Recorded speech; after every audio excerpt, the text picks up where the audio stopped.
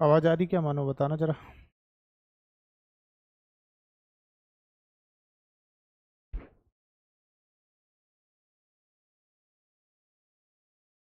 आ रही, ठीक है, ओके।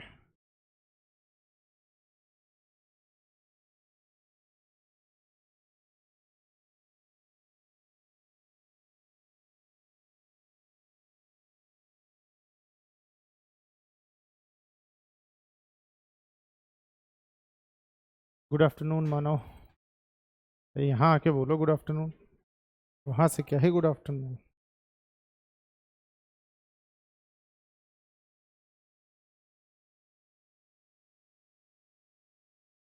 कोई डाउट? हाँ, तुम्हें? नहीं? पक्का? चलो।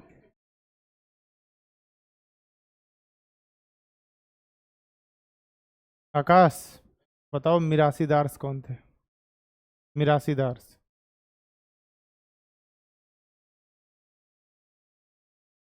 अरे वो पेड़ पे चढ़ा हुआ, उतार लो। अच्छा, ऐसा।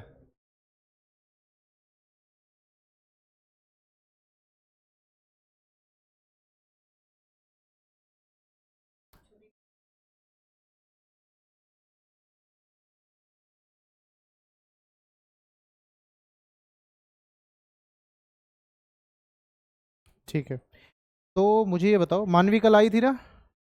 हाँ, कहना ना, ये मत बोलना नहीं पता। अब ये बताओ कि चलो, मिरासीदार जो थे वो मतलब परेशान किस तरह से कर रहे थे पीजेंट्स को, किस तरह से एक्सप्लॉइट कर रहे थे, ऑप्रेस कर रहे थे, कुछ भी बोलो। मुक्का मार दो किसी को। देखो, मैं कह रहा हूँ कि मिरासीदार्स, मैंने बोला कि वो किसानों को परेशान करते थे। वो खुद भी किसान थे, उनके पास पावर्स भी थी, लेकिन वो किसानों को परेशान कैसे करते थे, and how they were becoming powerful. क्योंकि काम तो देखो ये हो रहा ना कि रेवतवाड़ी में काम क्या हो रहा है, इंटरमीडियरीज को हटाना।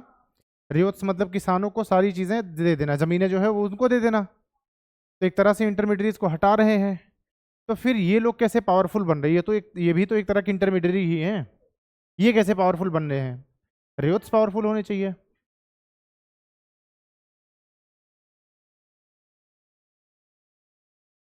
नहीं, वो ये थोड़ी ले रहे हैं, वो तो ईआईसी ऑफिशियल्स ले रहे हैं ना। उससे इनका क्या लेना? No idea. नो आइडिया, अरे बताओ शौर्य, कि ये कैसे परेशान कर रहे हैं? How mirasidars are torturing peasants, ryots. Ryots बोलने ज्यादा बेहतर है।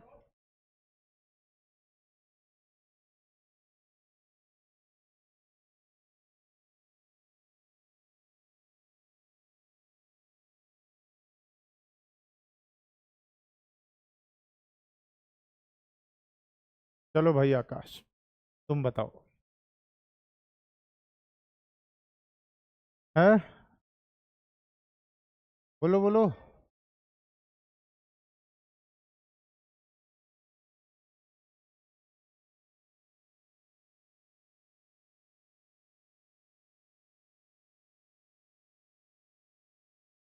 रुको, आकाश को करने दो।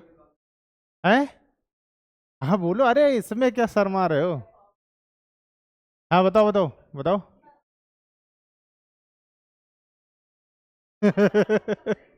वाह। एक बात बताओ, पहली बात तो, तुम्हें लिटरली लगता है कि 8-10 बीघे जमीन है, तुम उसको फावड़े से खोद करके उसमें खेती कर लोगे?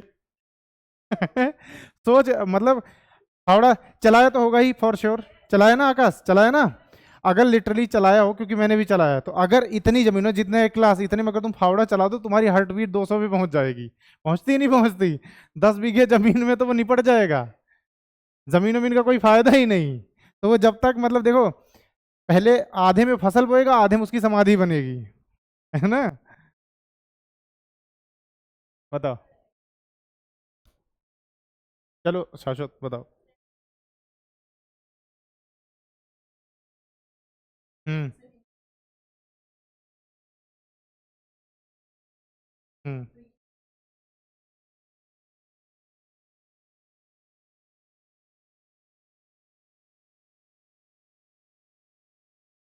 हाँ एग्जैक्टली हो सकता है, नहीं सोच के देखो। If I am government official, मुझे अंदर की सारी नॉलेज है। भाई जो लोग बजट बताते होंगे उनको नॉलेज तो ही है कि अंदर बजट के क्या है। मतलब टेक्निकली होता है ना कि आप उस टाइम के लिए बाहर नहीं जा सकते, लेकिन आपको आइडिया तो लग ही जाता है। क्या हो कि आप अपने रिलेटिव्स को बोल दो एक काम कर क्रिप्टो खरीद के रख ले। पूछेगा क्यों, कह दो कारण मत पूछो, बस खरीद के रख लो, बताऊंगा कारण तुम्हें। जिस दिन बजट अनाउंस होगा उस दिन कारण अपने आप पता चल जाएगा। ऐसे ही जैसे इनको पता चला कि कोई फार्मर रेवेन्यू पे नहीं कर रहा, भाई अगर ये रेवेन्यू ऑफिशियल्स हैं, कलेक्ट करने यही जाएंगे। इनको पता है कि भाई ABCD 4 लोग रेवेन्यू पे करने में असमर्थ। ठीक। अब इनको पता है कि आज नहीं तो 2-4 महीने बाद इनकी लैंड ऑक्शन होगी फॉर श्योर। तो इन्होंने 3-4 रिलेटिव्स को तैयार कर लिया अपने, कि 3-4 महीने बाद देख इन लोगों की जमीन पक्की बात ऑक्शन होनी है और जमीन फर्टाइल है। तो या तो तुम मुझे पैसा दे दो, या अब मैं उनको पैसा दे करके तैयार कर दूं, क्योंकि मैं खुद नहीं खरीदना चाहता। भाई मैं टारगेट हो जाऊंगा कि हाँ ये बंदा कर रहा है ऐसा। तो मैं अपने 3-4 रिलेटिव्स को पैसा दे दूंगा कि भाई एक काम करियो, 4 महीने बाद जब ये ऑक्शन होगी खरीद लेना। ठीक। अब क्योंकि तुम मेरे लिए इतना काम करो, थोड़ा प्रॉफिट तुमको भी देता रहूंगा, बाकी जमीन मेरी हो जाएगी, है ना। ऐसे धीरे धीरे मैं क्या बनता जाऊंगा, एक इंटरमीडिएट जमींदार जैसा शिप हो जाएगा मेरा। पहले मैं छोटा फार्मर, अब मैंने बहुत सारी जमीनें ऑक्यूपाई कर ली, तो अब मैं इंटरमीडिएट या फिर प्राइमरी जमींदार जितना शेप हो जाएगा ना। गुड। और या कुछ ऐड करना चाहोगे इसमें? ठीक। तो देखो इस बेसिकली जो ये टार्चर चल रहा था, इससे रेयोत जो है वो रिवोल्ट करना शुरू कर गए। ये कलर दिख रहा कि नहीं दिख रहा? ठीक है। हाँ भाई कोई कलर ब्लाइंड हो तो बता दो। यार कलर ब्लाइंड होने से क्या है, ब्लैक एंड व्हाइट तो दिखता ही है। कलर नहीं दिखेगा, दिखेगा तो कुछ लिखा हुआ है?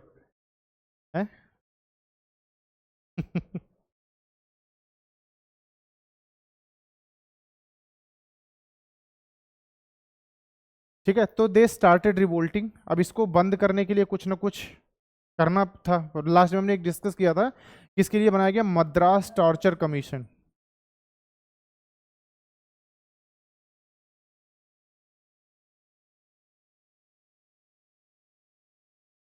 तो टॉर्चर कमीशन, अच्छा अच्छा 1855।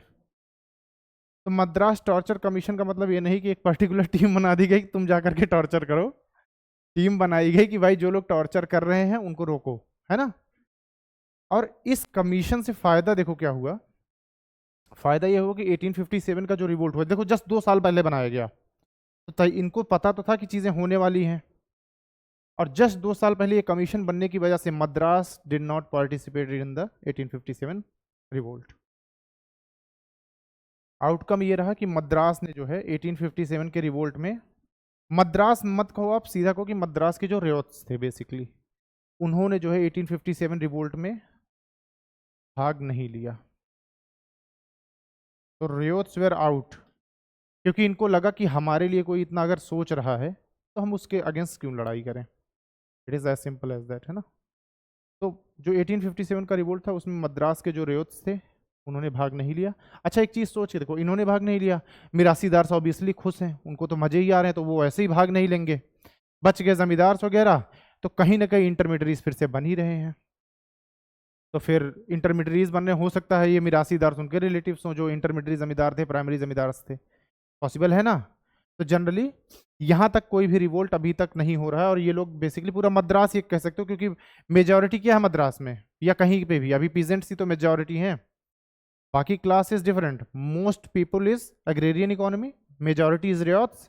तो अगर सोचो कि आपके घर में किसान है, तो अगर आपके घर का 2-4% भाग नहीं ले रहा तो आप भी भाग नहीं लोगे, ऑब्वियस सी बात है। तो लगभग पूरा मद्रास का ही आप बोल सकते हो, लेकिन अगर एग्जैक्ट टर्म बोले तो रेयॉट्स। तो मद्रास ने पार्टिसिपेट नहीं किया 1857 की क्रांति में। अगर एक साथ सब आए होते तो शायद सिनेरियो चेंज हो जाता। ठीक है, अब हेडिंग डालो आप, रेयो तिवारी इन बॉम्बे। मुंबई का हमने बोला था अलग से डिस्कस करेंगे।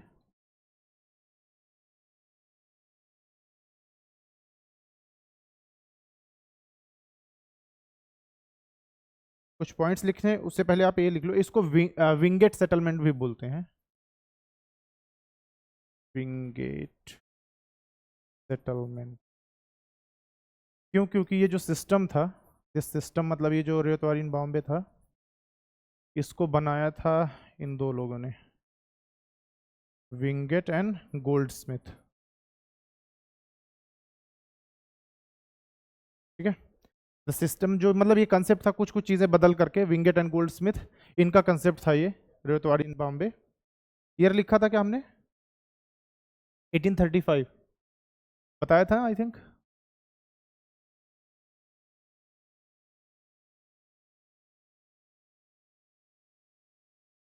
और जो ये विंगेट सेटलमेंट था, by 1847 it was applied in whole Deccan area, पूरे डेक्कन में ये सिस्टम अप्लाई हो चुका था।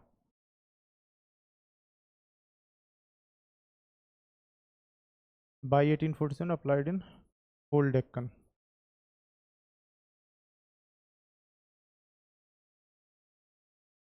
कुछ कुछ पॉइंट्स लिख लो आप। तो पहला पॉइंट है इसमें, फर्स्ट पॉइंट, तो जो सर्वे था, land survey was done bye, तो ये बनाया मतलब ये विंगेट सेटलमेंट लाना क्यों पड़ा उसका रीजन लिख लो आप। तो land survey done by officer R K Pringle, Pringle बोलो प्रिंजल बोलो जो भी है। तो land survey was done by R K Pringle, it was faulty.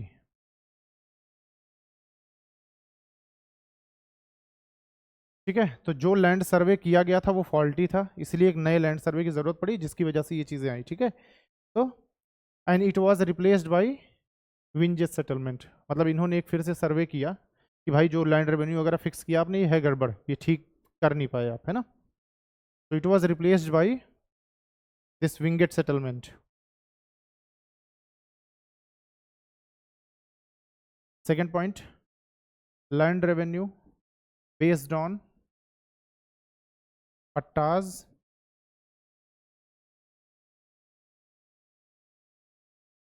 Soil irrigation et cetera. ठीक है, land revenue based on pattas soil irrigation et cetera, या तो पट्टे के हिसाब से कि भाई मेरे पूर्वजों ने इतना पैसा दिया था मैं भी इतना दूंगा, किसी की सॉइल की फर्टिलिटी ज़्यादा है तो उससे थोड़ा ज़्यादा पैसा वसूलेंगे, इरिगेशन फैसिलिटी अच्छी है तो ज़्यादा वसूलेंगे, जहाँ पे ये चीज़ें कम होंगी वहाँ से कम पैसा लेंगे, दैट्स ऑब्वियस है ना। Next point, land revenue for 30 years, सिर्फ परमानेंट सेटलमेंट में there is no time, otherwise बाद में ये सब 30 ईयर्स होंगे। ठीक है ना, फॉर 30 ईयर्स, 30 साल तक, आगे जितनी भी बातें होंगी सारे 30 साल 30 साल 30 साल। ठीक है, इंपैक्ट लिखना आप इसका, what was the impact.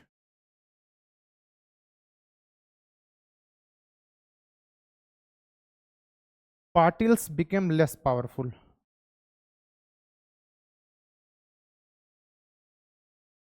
Patil's, और यशिका बताएगी कि पाटिल्स कौन थे। हाँ हाँ, तो उतने दिन पहले ही मैंने पाटिल्स बताया था जब आ रही थी। ये कोई नया टॉपिक नहीं, पाटिल्स नहीं बताया, बहुत पहले हमने बात की है ना। हाँ तब सोचो, बहुत पहले, ये बहुत पहले की बात है। बताओ। हम्म, पाटिल सर लाइक, बताओ Shaurya. Patil sir like Deshmukh revenue collectors basically, है ना। पाटिल्स कुछ नहीं है, रेवेन्यू कलेक्टर्स हैं, प्लस ये गवर्नमेंट ऑफिशियल्स भी हैं, लेकिन अब रेवेन्यू कलेक्शन का ये इनसे चला गया इनके हाथ से, क्यों? क्योंकि इंटरमीडियरीज हटा दिए गए, तो पाटिल्स कम पावरफुल हो गए। रीजन लिखना चाहो लिख लो, because they are removing the intermediaries in Ryotwari, यही तो काम हो रहा है। They are like zamindars, Patils are nothing but like zamindar, अलग अलग रीजन अलग अलग नाम। ठीक है ना, ये लेस पावरफुल कैसे बने? Because intermediaries are being removed, पहली बात। तो अब ये पाटिल्स बचे क्या? अब they are now ordinary government officials, आपसे रेवेन्यू कलेक्शन की पावर ले ली, आपके पास दो तीन तरह की पावर्स थी, बाकी पावर्स आपसे ले ली गई, now you are government official, आप रोज ऑफिस जा रहे हो, सरकार के लिए काम कर रहे हो, वापस आ जा रहे हो, बाकी आप 3-5 नहीं कर सकते उसमें, है ना। So they are ordinary government officials.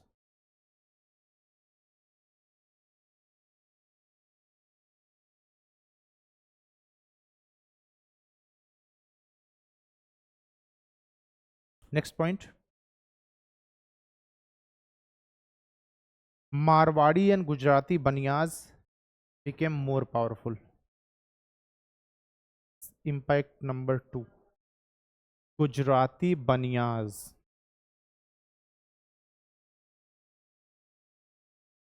No offence to banias but they are rich people. दिखाते नहीं हैं। खासकर हमारे यहाँ के। रुको। अगर तुम उनके घर जाओगे तो लिटरली वो ऐसे रहते, तुम्हें लगे कि यार तुम पैसा दे करके आ जाओ उनको। उनके पैसे तब दिखते हैं जब या तो शादी होगी उनके घर में, तब तुम देखो कि क्या बात है, या फिर जब वो मरने वाले हो तब उनको लगता है कि वो कुछ धर्म का काम कर दें, धर्मशाला वाला बनवा दे। हाँ बताओ। हाँ। हाँ, इंटरमीडियरी थे ना, हटा दिया, अब सीधा गवर्नमेंट ऑफिशियल अपॉइंट होगा जैसे आईआरएस ऑफिसर, और वो रेवेन्यू कलेक्ट करेगा, पाटिल वाटिल कुछ नहीं बीच में। हाँ। हम्म। हम्म।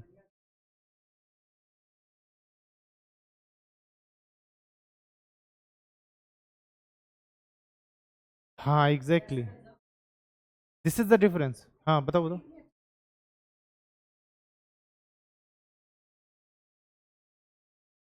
देखो डिपेंड्स ऑन द कि आपका बैकग्राउंड कैसा रहा। पुराने टाइम में मर्चेंट्स आप देखोगे तो इन्हीं क्लास के लोग मर्चेंट्स हुआ करते थे।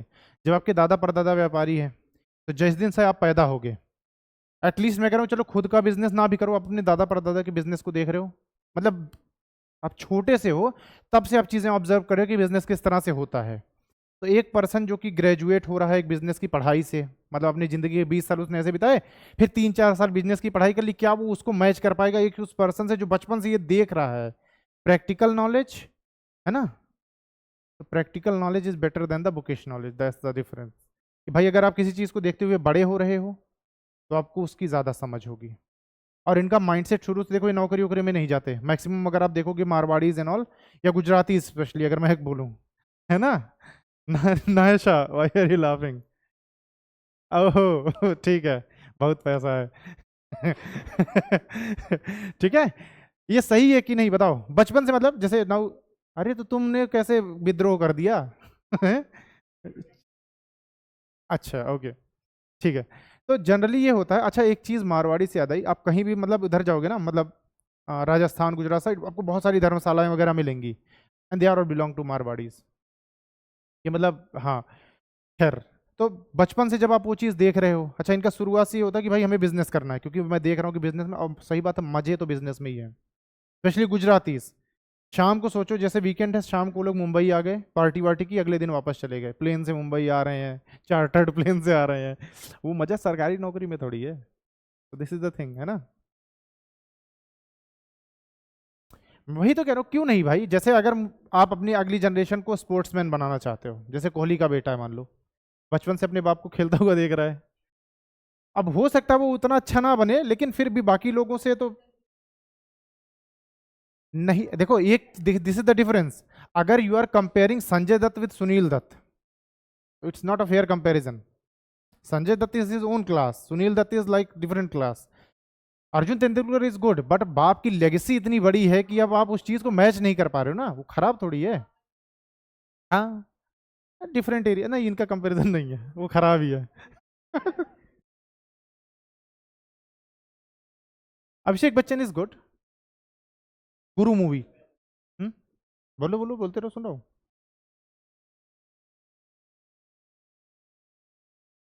हम्म, जाने दो फिर, यहीं रोक दो उसको, बात को। विवेक बिंद्रा की बात क्यों ही कर रहे हो? खैर, चलो नेक्स्ट पॉइंट पे आते हैं, करते हैं डिस्कस। ठीक है। अच्छा ये पावरफुल कैसे बन रहे हैं? ये समझ आ रहा है क्यों पावरफुल बन रहे हैं? Why they are becoming powerful? अरे यार दीज आर द पैसे वाले पीपल, तो वो ये पैसे किसको देंगे? भाई ये ज्यादा पैसे लैंड, कौन पैसे इनसे उधार लेगा? रियोट्स, पीजेंट्स। एक बात बताओ, लैंड रेवेन्यू स्टिल हाई, अभी लिखवाता हूँ कि what was the land revenue, but it was around that, कि भाई हाँ चलो 60-80%, 90% लैंड रेवेन्यू देना है, कहाँ से पैसे दोगे आप? इन्हीं से उधार लोगे ना। They are the money lenders, अगर इन ब्रैकेट लिखना चाहो, because they are the money lenders. Money lenders हैं तो जब डिफॉल्ट होगा तो लैंड किसके पास आ जाएगी ऑटोमेटिकली? इनके पास आ जाएगी। ठीक है ना? हम्म। हम्म।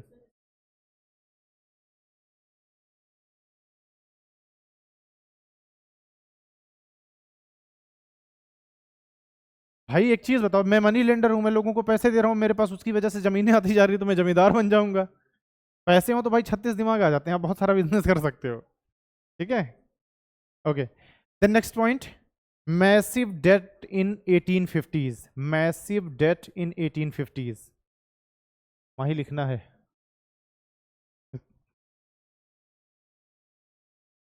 किसी सुधार लिया है क्या? फिर इतना की सोच में पड़ गई।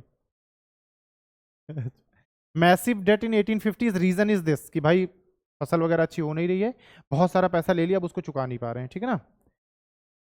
ओके, आगे ब्रैकेट लगाना आप।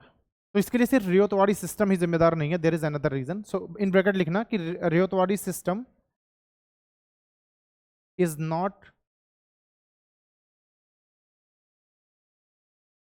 नॉट सोलली रिस्पॉन्सिबल, मतलब अकेले, SOUL मत लिखना, सोलली रिस्पॉन्सिबल, अकेले वाला, ठीक है। सोलो वाला, ये वाला सोलली है ना। ठीक है, तो Rayotwadi was not solely responsible, but cotton prices went down. Cotton prices went down. Cotton prices went down after end of US Civil War. पता है? ओके, ईयर बताओ फिर इसी बात पे। ठीक है, चलो बताना इसके बाद, ठीक है। 1861 टू 65, 18 क्या हुआ था बताओ? इससे कॉटन प्राइस, सिविल वॉर खत्म हो गया, उससे इनका क्या लेना देना? हम्म,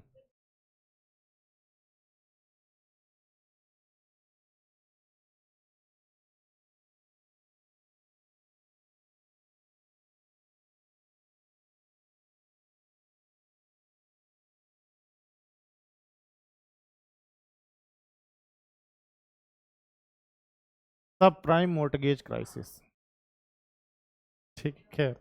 ओके, हाँ, तो दे स्टार्टेड डिफॉल्टिंग, है ना, ठीक है, दिस इज द बैकग्राउंड। तो मतलब इतना मत लिखो आप, as supply of raw cotton from USA resumed, इतने से शायद आपको याद रह जाए कि बंद हो गई थी फिर से रिज्यूम हो गई, ठीक है। Supply, supply of raw cotton from USA, US लिखो आप, यूएसए मत लिखो, यूएस रिज्यूम्ड, कि मतलब बंद हो गई थी, तो India was the only place जहां से कॉटन जा रहा था। अब दो जगह से आ जाएगा तो प्राइसेस डाउन आ जाएंगे। अब सोचो आपने 1 लाख रुपए लोन ले लिया कॉटन के लिए, और कॉटन बिक रहा 2-3 रुपए किलो, 4 रुपए किलो, तो कहाँ से चुका पाओगे, है ना। इन्वेस्टमेंट था 1 लाख का, घाटा 2 लाख का हो गया, ठीक है। तो ये बात है, okay. And it resulted in peasant revolt of Bombay Deccan, peasant revolt of Bombay Deccan 1875।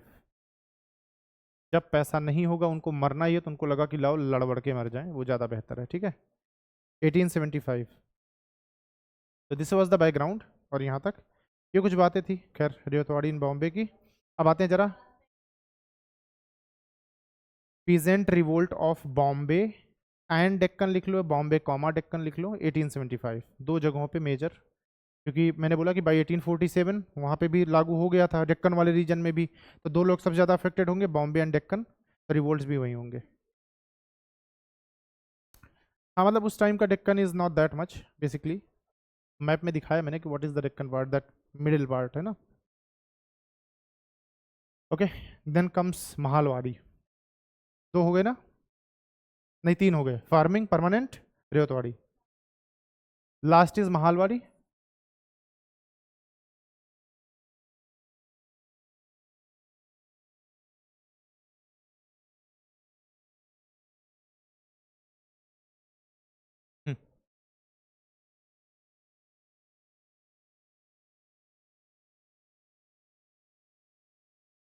वही मैं कह रहा हूँ, देखो अब अभी हम क्या कर रहे हैं, बेसिकली अभी हम सिर्फ ये देख रहे हैं कि what were their revenue systems, कि जब ब्रिटिशर्स आए तब से लेकर के उनके कितने रेवेन्यू सिस्टम्स थे 1857 तक, ठीक है ना। उसके बाद फिर अलग से जैसे करेंगे, इसके बाद हम क्या करेंगे, एक्ट्स देखेंगे, जैसे रेगुलेटिंग एक्ट्स आए, चार्टर एक्ट्स आए, ठीक है, वो चीज़ें डिस्कस करेंगे, ऐसे एक एक चीज़ लेकर के चलेंगे, तो जितनी भी डिटेल्स होंगी, मतलब एंड ऑफ द स्टोरी जब आप देखोगे तो एवरीथिंग विल बी कंप्लीटेड, ठीक है।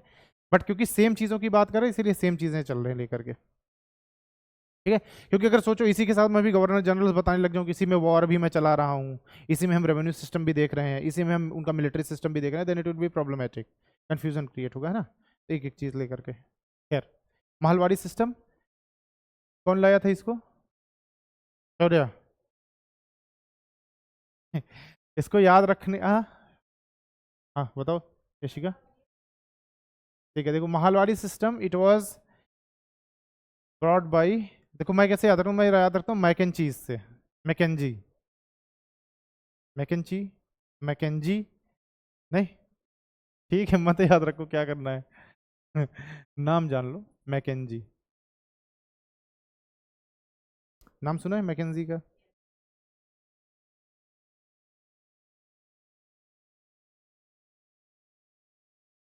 ठीक है। एंड किस तरह से आया था, तो एक वो था रेगुलेशन 7,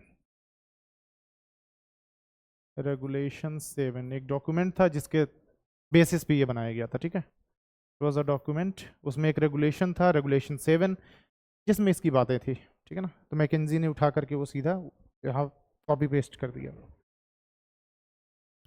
ईयर वॉज 1822, 1822, 1822। एरियाज लिख लो, नहीं ठीक है एरियाज मत ही लिखो अभी, एरियाज की खैर मैंने कल बताया था, बताना जरा क्या क्या थे ये। सीयूपी कब की बात की थी? सेंट्रल प्रोविंस था ना, ठीक है, central province, UP plus Awadh, Awadh भी था ना, मतलब देखो इसमें ये चीजें थी, नॉर्थ वेस्ट क्या था, प्रोविंस था, यही तो था ना, प्लस अवध, और यहाँ पे this is Punjab, these are the regions जहाँ पे ये चीजें लाई गई थी, ठीक। 1822,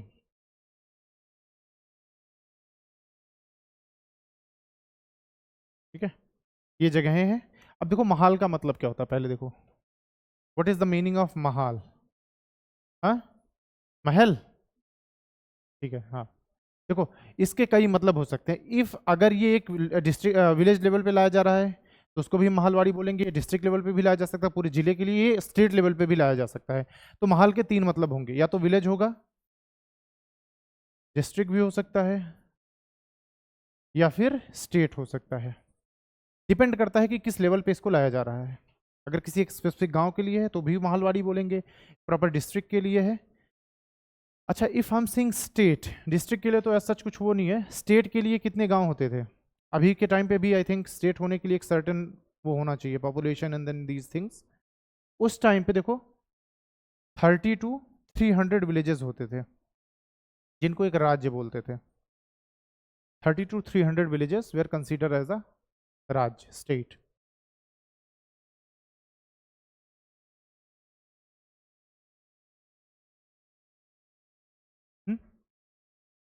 हाँ मतलब, अरे तो मतलब सोच के देखो ना कि कई बार राजा अपने को राज्य बोलते थे, डिपेंड करता है कि ये ब्रिटिशर्स वाला सीन है कि भाई 30 से 300 अगर गांव है तो इससे फायदा क्या होता था, थोड़ा इजी हो जाता था उनको रेगुलेट करना। ज़्यादा गांव होंगे एक साथ आ जाएंगे, रिवोल्ट कर देंगे, प्रॉब्लम हो जाएगी। 300 तक होंगे तो आराम से संभाल लेंगे, ठीक है ना, तो इसलिए बहुत बड़ा नहीं होने देते थे ये। खैर, who's the interface year, interface कौन होगा यहाँ,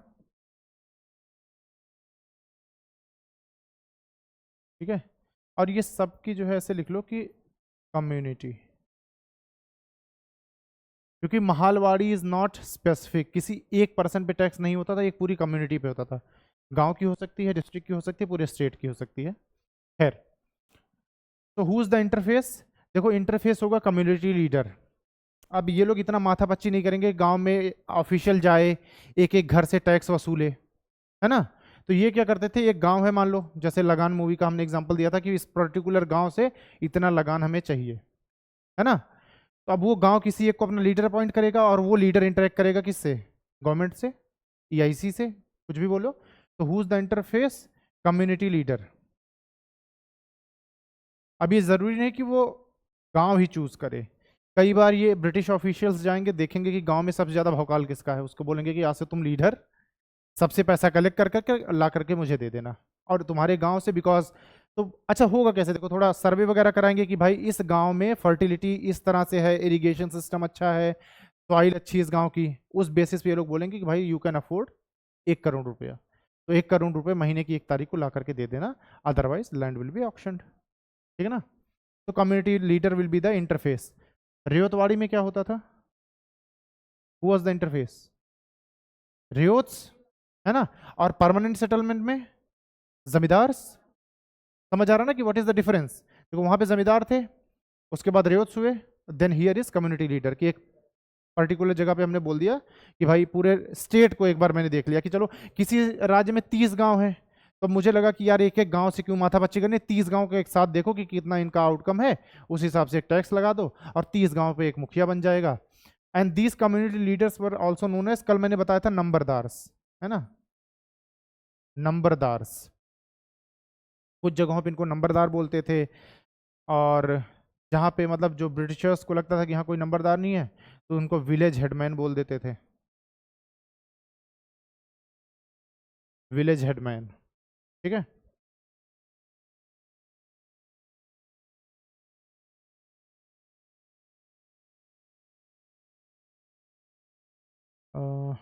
लैंड रेवेन्यू ऐसे लिख लो, as per whole village, village लिख लो, डिस्ट्रिक्ट लिख लो, कुछ भी लिख लो, नॉट पर पर्सन,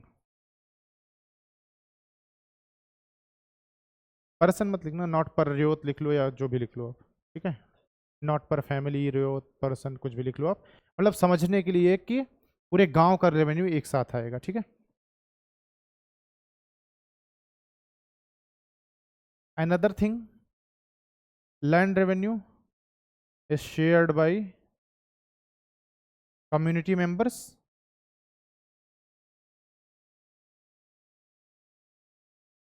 इसका मतलब क्या हुआ,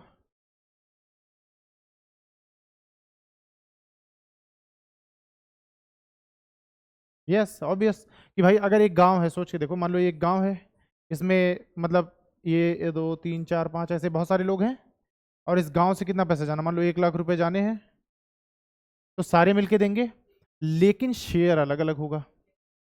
किसी के पास छोटा जमीन का टुकड़ा, शेयर कम, किसी के पास ज्यादा जमीन का टुकड़ा, शेयर ज्यादा, कोई दबंग तो शेयर कम, कोई गरीब तो शेयर ज्यादा। समझ आ रहा है ना।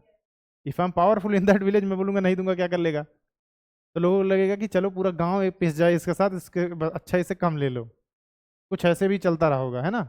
तो दिस इज द थिंग कि shares will be as per their capability, कि जो जिस हिसाब से क्षमता जिसकी, वो उस हिसाब से। मालामाल वीकली मूवी देखी किसी ने, नहीं, मालामाल वीकली, बताओ, पिक्चर विक्चर नहीं देखते तुम लोग। मालामाल वीकली, राजपाल यादव की one of the master class movies. हाँ, अरे इतनी भी नहीं। अरे मतलब बहुत, मतलब हाँ, 8 10 10 साल, 12 साल, 15 साल तो हो ही गया होगा। अच्छा, ठीक है, मैं तब भी इतना ही बड़ा था। ठीक है। ओके। ओके, कुछ और बातें लिखो आप, कुछ और पॉइंट्स। यहाँ पे लैंड ओनर्स जो हैं, land owner is equal to individuals. Tax एक साथ दे रहे हैं, इसका मतलब ये नहीं कि पूरे गांव की जो जमीन है उस पर एक साथ सबका अधिकार, नहीं। यहाँ पे इंडिविजुअल लैंड ओनर्स हैं, किसी के पास ज्यादा, किसी के पास कम, ठीक है ना, जैसा जिसका रेशियो उसी हिसाब से वो पैसा देगा। ठीक। अब ये इंडिविजुअल्स कौन कौन थे देखना आप, तो हाँ ठीक है, तो आप लिखो मोस्ट केसेस, ज्यादातर केसेस में लैंड ओनर्स कौन से लोग हैं, रियाट्स। ठीक है ना। महलवारी में मैक्सिमम लोगों को किसको जमीनें दी गई, रियाट्स को। ठीक। सेकंड, इन मेनी केसेस, देखो there is a difference in most and many and some. Many cases मतलब कई ऐसे भी केसेस थे जिसमें ठीक है, हाँ, जमींदार्स। ठीक है, zamindars are the land owners. And in some cases, ठीक है, तो रियोट्स हो गए कुछ केसेस में जो है जमींदार्स हो गए, और फिर कुछ केसेस में हो गए तालुकदार्स। इन सम केसेस की मतलब इक्के दुक्के ऐसे भी केसेस थे जहां पे तालुकदार्स को क्या बना दिया गया, लैंड ओनर्स। तो ज्यादातर केसेस में ये, कई केसेस में ये, एंड देन कुछ केसेस में taluqdars were the land owners. Taluqdars are basically I Z, full form is intermediate zamindars, ठीक है ना।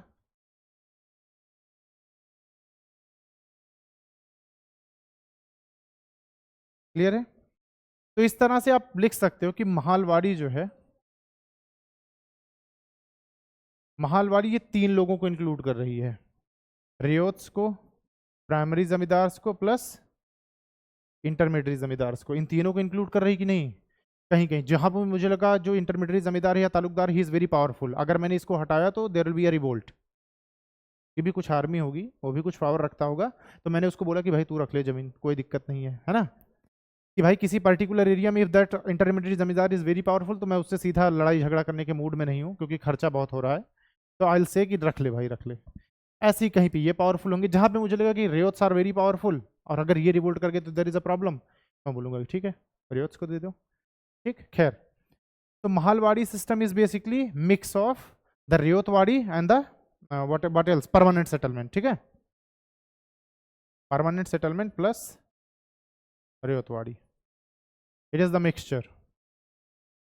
कुछ लोगों के पास जमीनें रह गई, कुछ जमीनें रियोट्स को चली गई, तो इट इज द मिक्सचर। तो मैंने बोला कि जब भी ब्रिटिशर्स कुछ भी करेंगे तो वो पूरी तरह से खत्म नहीं होगा, उसी को अपग्रेड करते जाएंगे, जैसे इंपीरियलिज्म आया, उसके बाद कई सारी चीजें आती गई, पैरामाउंसी तक पहुंच गए हम, कंटिन्यू रही चीजें, बस उसमें कुछ कुछ अपग्रेड करके कि लोगों को खुश करते रहो थोड़ा थोड़ा एडिशन के साथ, ठीक है। तो Mahalwari is nothing but the permanent settlement thing and then Ryotwari, दोनों का मिक्सचर। अब एक चीज देखना आप, जनरली ये दो लोग यहाँ पे बन रहे हैं टेनेंट्स, है ना। अगर मैं बोलूँ कि जो प्राइमरी जमींदार और तालुकदार हैं, they are becoming tenants, most cases में क्या हो रहा है, दे आर बिकमिंग टेनेंट्स। किसी को कोई कंफ्यूजन? अगर ज्यादातर जमीनें रियोट्स को चली गई, अब ये बन गए किराएदार, ठीक। अब अगर ये लोग किराएदार बन रहे हैं तो basically they are the strong tenants, ये किसानों की तरह नहीं कि ये कमजोर हैं, कुछ कर नहीं सकते, तो इसीलिए तो टेनेंट राइट्स प्रोटेक्टेड, यहां पे इनके राइट्स को प्रोटेक्ट करना बहुत जरूरी है। जैसे मान लो कि इफ प्राइमरी जमींदार वाज देयर, उसके पास कुछ जमीनें थी, वो किसानों को चली गई, ठीक। अब किसान इज द ओनर, अब किसान चाहता है कि भाई मैं इससे क्यों लैंड रेवेन्यू कलेक्ट करूँ, लो इसको हटा ही देता हूँ। मान लो इफ देयर इज अ किसान जिसके पास बहुत ज्यादा जमीन है, तो प्राइमरी जमींदार बोलता है कि भाई चल भाई तेरा जमीन की मैं लैंड रेवेन्यू कलेक्ट करके तुझे देता रहूंगा, थोड़ा बहुत शेयर मुझे दे देना। तब किसान उसको हटा ना पाए कि भाई हाँ चल, जैसे तुमने मुझे लात मारा था अब मेरी बारी है, तो इसीलिए दियर राइट्स आर प्रोटेक्टेड, कि कुछ जमीनें जिनका किराया वगैरह वसूल रहे थे, अभी भी वो ऑप्शन उनके पास रहे कि चलो किराया वगैरह वसूल सकें, ठीक है। नहीं आया, ओके, फिर से देखो, सोच के देखो। मान लो 4-5 किसान हैं, ओके, ऐसा समझते हैं, this is the land area under a primary जमींदार, ठीक। मान लो कि यहाँ ABCDEF इतने किसान हैं और इनके पास इतने खेत हैं, ये सबका लैंड रेवेन्यू वसूल रहा है। जब महालवाड़ी सिस्टम आता है तो this guy is not the, मतलब इसके ऑक्यूपेंसी राइट्स खत्म हो गए, he is not the owner, legal owner नहीं है अभी, they are the legal owners, ठीक। अगर still they are the legal owners, लेकिन क्या ये अभी भी लैंड रेवेन्यू पे नहीं करेंगे? Still they will pay the land revenue, ठीक है ना। अब अगर लैंड रेवेन्यू पे कर रहे हैं, मान लो चलो मैं कह रहा हूँ कि इस बी के पास थोड़ी ज्यादा जमीन आ गई, 3-4 जगह खेती करता था, चारों जमीनें इसके पास आ गई, तो B holds now this much land. तो अब ये लैंड्स भी किसके अंडर थी? मान लो प्राइमरी जमींदार के ही अंदर थी, जिससे रेवेन्यू वसूलता था। तो ये क्या बोलेगा कि भाई तू जाएगा सब जगह से रेवेन्यू वसूलेगा, सब पे खेती करना तो पॉसिबल है नहीं तेरे लिए, तो एक काम करता हूँ, मैं ये रेवेन्यू वसूल करके तुमको दे दूंगा, बदले में कुछ मुझे दे देना, ठीक है ना। इट इज हिज विश कि ये चाहे तो रख सकता है, चाहे तो मना कर सकता है। अब ये इस तरह से सारे जमींदार को रिमूव ना कर दे, कुछ पावरफुल लोग होंगे जिनके राइट्स को प्रोटेक्ट करना जरूरी है, क्योंकि इनका ईगो हर्ट हो जाएगा। ईगो हर्ट हो जाएगा तो फिर there will be a revolt. ठीक है, तो दिस इज द थिंग कि दियर राइट्स वर प्रोटेक्टेड, कि कुछ टेनेंट राइट्स थे उनके, इतना हमें डीप में जाने की जरूरत नहीं, फिर भी जानते रहो आप कि जो प्राइमरी जमींदार और तालुकदार से उनके जो टेनेंट राइट्स थे उनको प्रोटेक्ट करना जरूरी था, इसीलिए उनके लिए प्रोविजंस थे।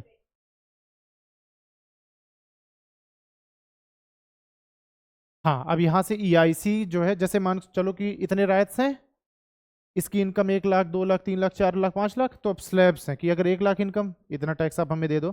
तो जैसे आज हमारा इनकम टैक्स कट जाता है, ऐसे ही हमें इनकम टैक्स वहाँ पे करना पड़ता। आज कट के आता है, वहाँ पे जा करके पे करना पड़ता, कि पर पर्सन परसेंटेज डिसाइडेड था and you have to pay that. Yes exactly, it is your choice. ठीक है, बट कुछ केसेस में रिमूव करना is not possible when you have a very big land, then it is not possible कि आप उनको हटा पाओ। दीज वर द राइट्स कि भाई हाँ ठीक है, हम इस चीज़ को ओन करते थे तो स्टिल हमें अभी भी ये चीज़ करने दो, दिस इज द थिंग, ताकि हमारा भी घर चलता रहे। इससे पहले वाली ये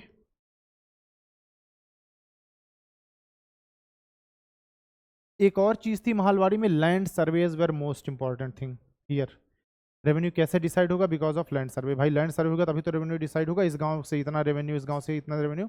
अनदर पॉइंट उसमें आप लिख सकते हो कि land surveys were the most important during mahalwari. हो गया। तो another point is land surveys were most important, क्योंकि सब चीज़ों का बेस यही था, land surveys were most important during the mahalwari. इसी पे सब कुछ डिसाइड हो रहा था। अगर अच्छे से लैंड सर्वे हुआ तो रिवोल्ट नहीं होगा, अगर जरा सा 19-20 हुआ, क्योंकि पहले से रिवोल्ट होते आ रहे हैं तो लोगों के लिए आम बात है, अच्छा ये चीज़ गड़बड़ हुई और चलो रिवोल्ट कर देते हैं, है ना। जो लोग यूनिवर्सिटी से पढ़े होंगे उनको पता होगा कि हर दूसरी दिक्कत पे वहाँ पे धरने पे बैठ जाते हैं लोग, लाओ पानी नहीं आ रहा हॉस्टल में, लाओ चलो क्लासेस बंद करो कुछ और हो गया कैंपस में, क्लासेस बंद करो। तो ये चीज़ बहुत आम है। खैर okay, another thing in the Mahalwari, तो Britishers wanted to respect the autonomy of the villages.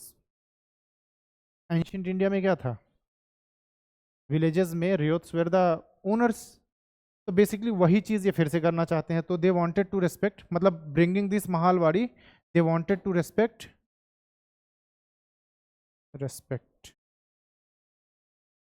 Autonomy of villages.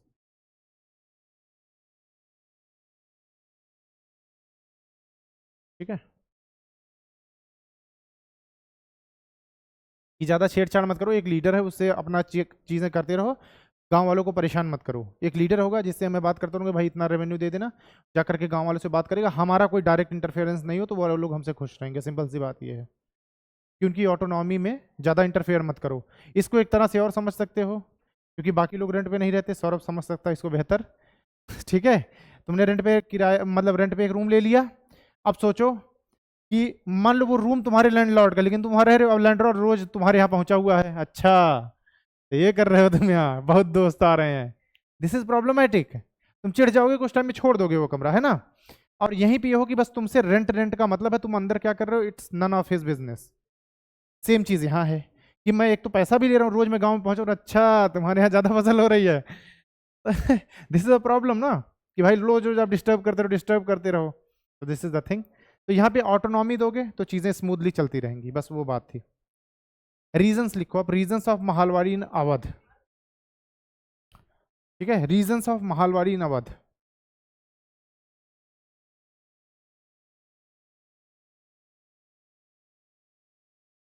Awadh में क्या रीजंस थे?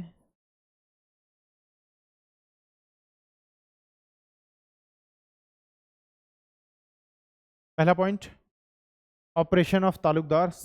तालुकदार जरूरत से ज्यादा ऑपरेट कर रहे थे पीजेंट्स को। ऑपरेशन ऑफ तालुकदार्स, ये illegal abwab and these kind of things were there. Illegal abwabs, एक तो टैक्स दो, ऊपर से मिठाई का पैसा दो, अच्छी बात नहीं है ना। तो इसलिए महालवाड़ी की जरूरत थी यहाँ कि इनको हटाओ बीच से। Next point, need for maximum revenue by removing intermediaries. Need for maximum revenue by removing intermediaries. Next point, to protect rights of actual cultivators, need for maximum revenue by removing intermediaries. Next point, to protect rights of actual cultivators.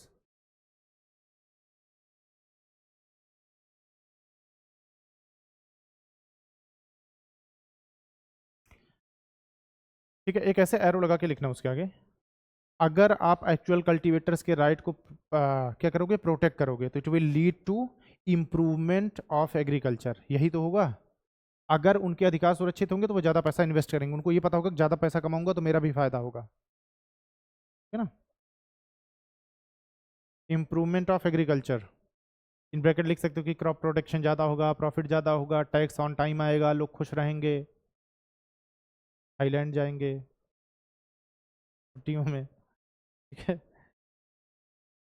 Okay, then there is another thing, एक दो points लिखना आप, एक sub heading डालना, revised Mahalwari settlement, revised Mahalwari settlement,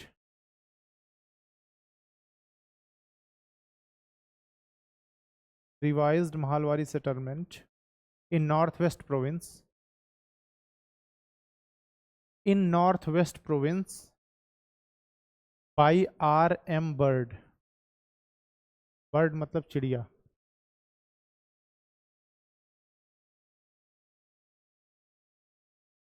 revised Mahalwari settlement in North West Province by R.M. Bird.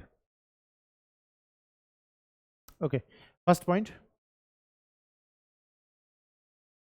Revenue not per field, मतलब हर खेत के हिसाब से रेवेन्यू नहीं होगा, revenue not per field but on community basis, but on community basis with proper survey, same बात है, ठीक है। खेत के हिसाब से नहीं होगा, पूरे कम्युनिटी के हिसाब से होगा कि पूरे गांव का प्रोडक्शन कितना है, उसके हिसाब से मैं टैक्स मांग लूंगा, ठीक है।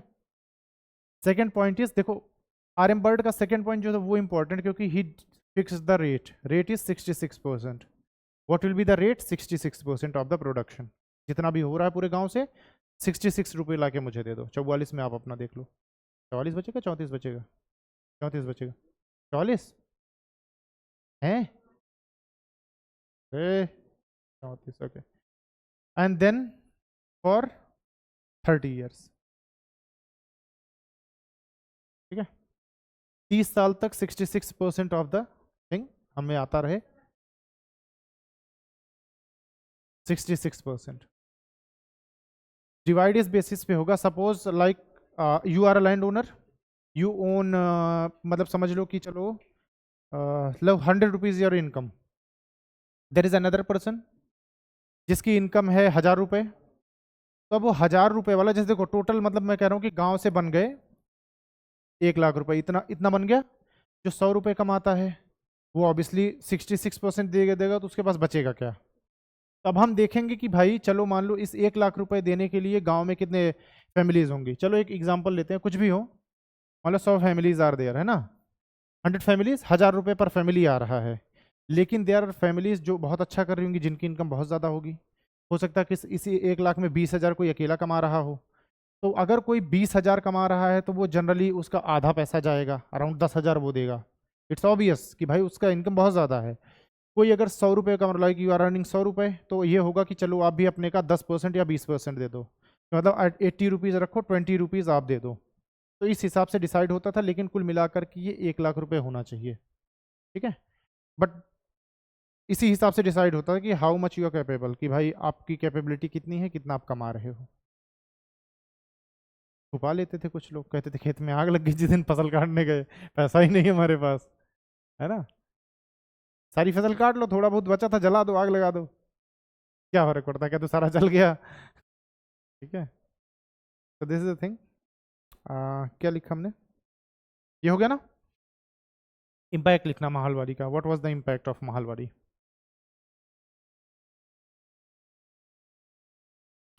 Impact, bird is anti Talukdar, पहली बात, ठीक, जो चिड़िया थी, is bird is anti Talukdar, अगर ये एंटी तालुकदार है तो सोचो ये किस मेंटेलिटी का होगा सौरभ, इसकी आइडियोलॉजी क्या होगी, एंटी ताल्लुकदार, ओरिएंटलिस्ट, उसी दिमाग का होगा ना ये, तभी तो एंटी ताल्लुकदार है, क्योंकि जो ब्रिटिश मानसिकता का होगा वो इनको हिट नहीं करेगा। So he is basically orientalist. Yashika, orientalist, ठीक है, मतलब ओरिएंट का पंखा यूज करता होगा वो। ठीक है, ओके। तो ओके, ऐसे एरो करके लिखना, ही रिमूव्ड मेनी ताल्लुकदार्स। तो ही रिमूव्ड मेनी ताल्लुकदार्स, जिसकी वजह से ताल्लुकदार्स गुस्सा हो गए, ठीक है। He removed many taluqdars, took their lands, took their lands and pensioned them off। जमीन लिया है तो कुछ देना पड़ेगा, बोला कि जमीन दे दो, पेंशन लेते रहो, क्यों परेशान हो रहे हो, खेत वेत में पेंशन आती रहेगी महीने की, आराम से मजे करते रहना, ठीक है। And pensioned them off. Next point, what is the next point? Village community did not prosper, वो ग्रो नहीं कर पाए। Village community did not prosper because, village community did not prosper because of improper survey, surveys अच्छे से नहीं हुए, जिसकी वजह से ये जो रेवेन्यू डिसाइड किया इट वाज वेरी हाई, ठीक है ना, because of improper survey plus high land revenue, एक दूसरे से रिलेटेड है कह सकते हो कि अगर सर्वे प्रॉपर नहीं हो इसलिए लैंड रेवेन्यू वाज हाई, ठीक है। तो improper survey plus high land revenue, ऐसे उसके नीचे एक लाइन खींच देना, अंडरलाइन करना, उसी अंडरलाइन के नीचे लिख लेना lands lost to money lenders, क्योंकि जब ये प्रॉपर नहीं होगा तो उसके लिए मुझे क्या कर लेना पड़ेगा, कर्जा, कर्जा लेना पड़ेगा, तो मेरी जमीन फिर कहाँ चली जाएगी, मनी लेंडर्स के पास, इट्स ऑब्वियस। तो land was lost to money lenders slash merchants, क्योंकि वो उधार देने वाली ऑब्वियसली मनी लेंडर्स या मर्चेंट्स, और कौन पैसा देगा, ठीक है। तो this was the another impact because of these things. Okay, next point लिखना आप, Bird's Mahalwari of 1833, Bird's Mahalwari of 1833 plus Mackenzie's regulation 7, मतलब वही रेगुलेशन 7 मतलब महालवाड़ी ही है, बट हाँ डिफरेंस है। Bird's Mahalwari of 1833 plus Mackenzie's regulation 7, regulation 7 मतलब महालवाड़ी ही शुरुआत की, रेगुलेशन 7, ठीक है। उसके बाद ऐसे करना, उसके बाद लिखना laid the foundation of, laid the foundation of मतलब ये दो चीजें आग में घी का काम करेगी, laid the foundation of the revolt of 1857, ये अलग है, ये अलग है, ठीक है। 7 रेगुलेशन 7, मैकेंजी का जो महालवाड़ी सिस्टम था it was based on regulation 7 बताया था ना। तो ये दो चीजों ने एक फाउंडेशन तैयार की,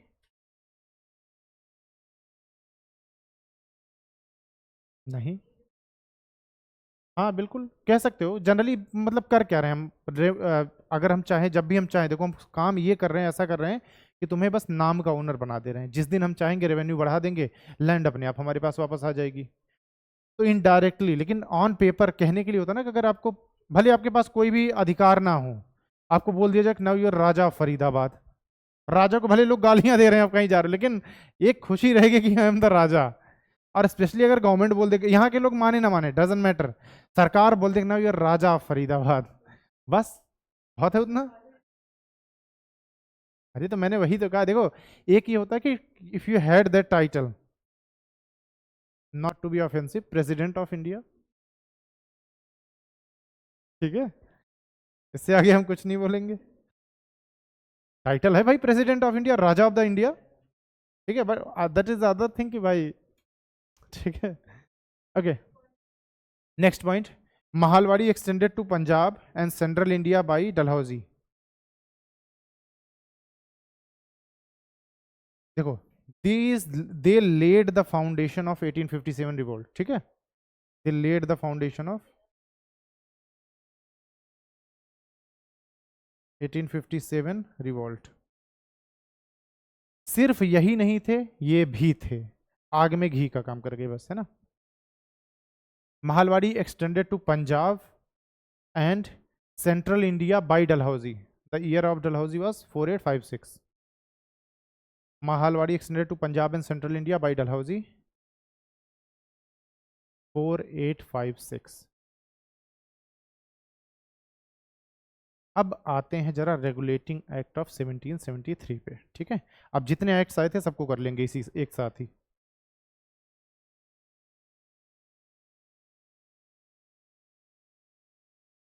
रेगुलेटिंग एक्ट, कुछ थोड़ी बहुत बातें हम पहले भी कर चुके हैं, लेकिन आज पूरी बात कर लेंगे कि इसमें क्या क्या है, क्यों इंपॉर्टेंट है। क्योंकि देखो ये लैंड रेवेन्यू वगैरह कर रहे हैं तो it's related to these topics माही, ठीक है। एक क्वेश्चन लिखो आप, इसके जस्ट नीचे एक क्वेश्चन लिख लो आप। Why parliament came to regulate, why parliament came to regulate political affairs of the company by 1770s? Why parliament, parliament की बात कर रहा हूँ तो ये ब्रिटेन की पार्लियामेंट की बात हो रही है। Why parliament came to regulate political affairs of the company by 1770s?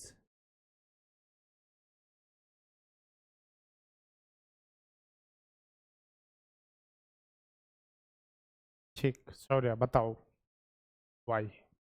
अरे कुछ पॉइंट्स ही बताओ, पूरा ना सही, एक दो पॉइंट्स तो बताओ।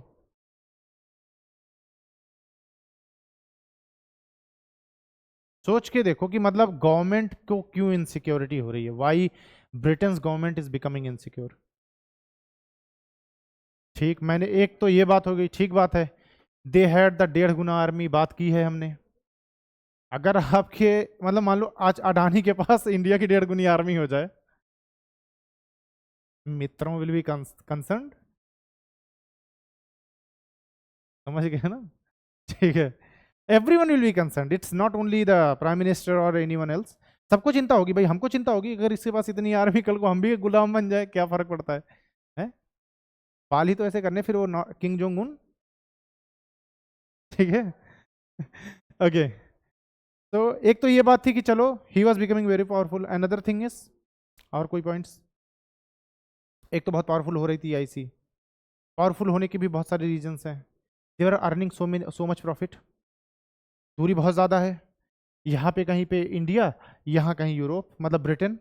अब इतनी दूर से हमें पता नहीं चल पा रहा कि भाई कितना प्रॉफिट अर्न कर रहे हैं, ये हमें हो सकता है कि कुछ ही हिस्सा दे रहे हों, तो हम बिकमिंग मोर इनसिक्योर कि अगर मैं इनको डायरेक्ट रेगुलेट करने लग जाऊँ तो ज़्यादा प्रॉफिट मिलने लग जाएगा, एक ये भी लालच होगा, एक ये बात हो गई। अनदर थिंग इज, देखो हाँ बताओ।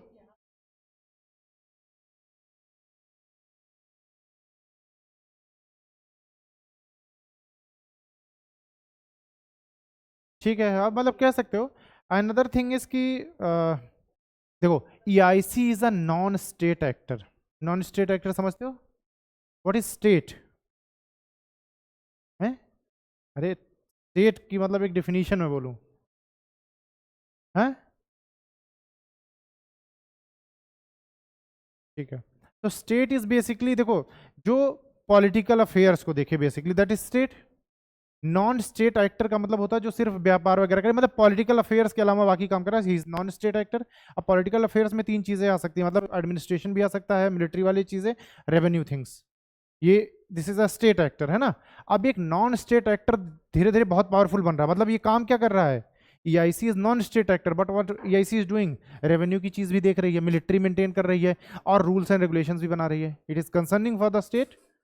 Another reason is by 1770 there is a famine in Bengal which is clearly against white man burden.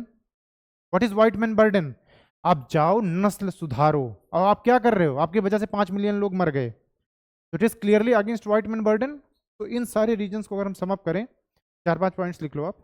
Question अच्छा है, अभी तक यूपीएससी ने पूछा नहीं है, अगर पूछ ले तो पता होना चाहिए, है ना।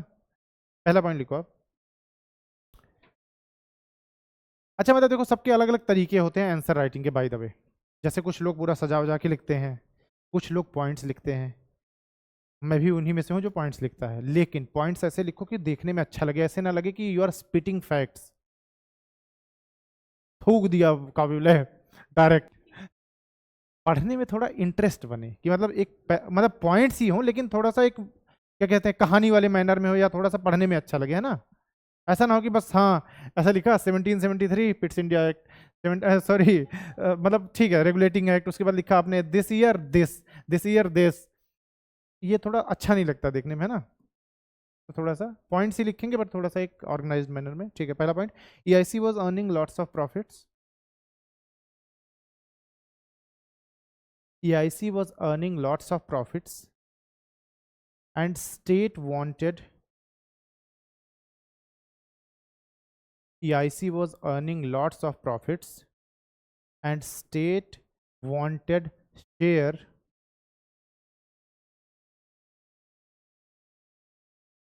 state wanted share especially when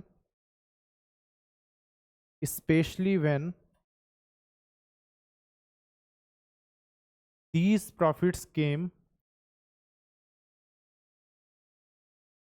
in form of land revenue, especially when these profits came in form of land revenue। क्योंकि अगर लैंड रेवेन्यू को हटा दो तो ट्रेड के टैक्स ड्यूटीज ये बहुत ज़्यादा नहीं थी, land revenue was very high, यहाँ से ज़्यादा प्रॉफिट हो रहा था, ठीक है ना। In form of land revenue and due to war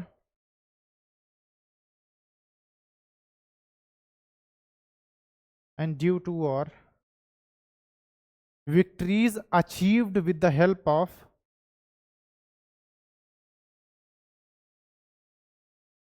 victories achieved due to sorry with the help of victories achieved with the help of states army in bracket royal military. जितनी युद्ध जीते EIC ने, royal military was playing part, तो उसका share जाना चाहिए कि नहीं उनको भी, ठीक है। Help of states army, therefore in 1767 therefore in 1767 parliament asserted right of state parliament asserted right of state on the revenue earned right of the state on the revenue earned and company was to pay and company was to pay 4,000 pounds per annum to the state। Sorry 400,000 लिखना आप, 400,000 okay pounds per annum, ठीक है, 4,000 pound पर साल। बस हाँ, तो अब यहाँ पे पार्लियामेंट खुद को इंगेज करती, बोली इतना पैसा तो आप हमको दो ही दो, ठीक है, शुरुआत के लिए। आगे बढ़ देखते हैं फिर second point, rise of EIC, rise of EIC comma a non-state actor, rise of EIC comma a non-state actor as a political power and economic power, rise of EIC a non-state actor as a political power and economic power made the state anxious, made the state anxious, I like जो भी है anxious whatever इससे एक चिंता क्या होगी Britain को, सोच के देखो, if EIC is becoming very powerful, कल को ऐसा ना हो कि EIC खुद को इंडिपेंडेंट बोल दे, और चांसेस आर देयर, क्या कर लोगे बोलो, 1.5 गुना नहीं, हाँ मैम ओके सर कोई बात नहीं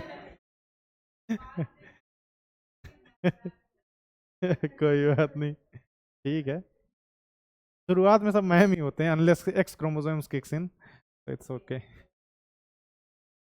ओके। थर्ड पॉइंट, तो ब्रिटेन को ये डर है कि अगर ये खुद को इंडिपेंडेंट घोषित कर देंगे तो बहुत नुकसान हो जाएगा हमारा, because we are bleeding already, their economy is bleeding, India is the one of the biggest source की पैसा आ रहा है ना।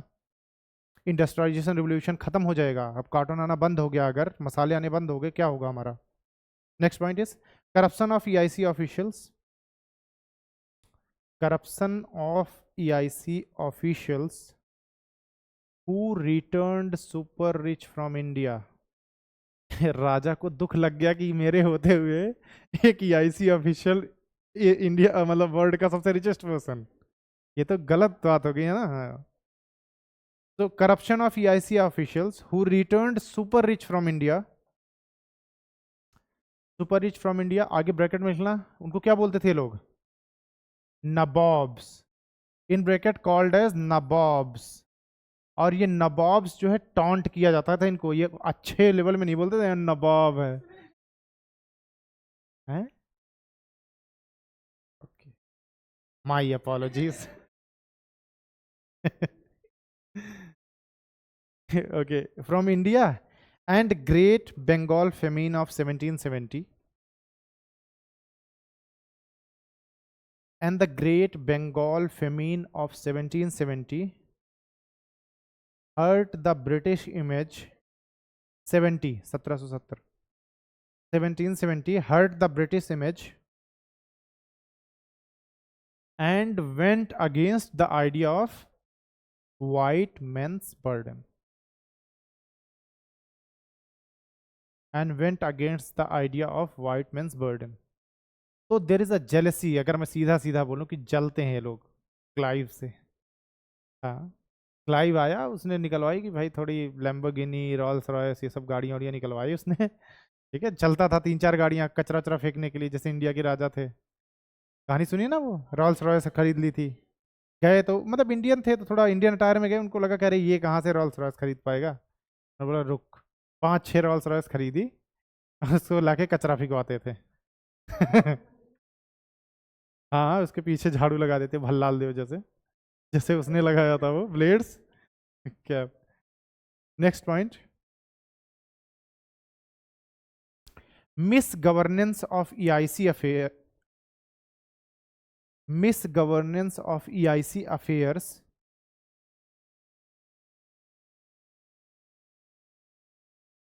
misgovernance of EIC affairs was highlighted when EIC requested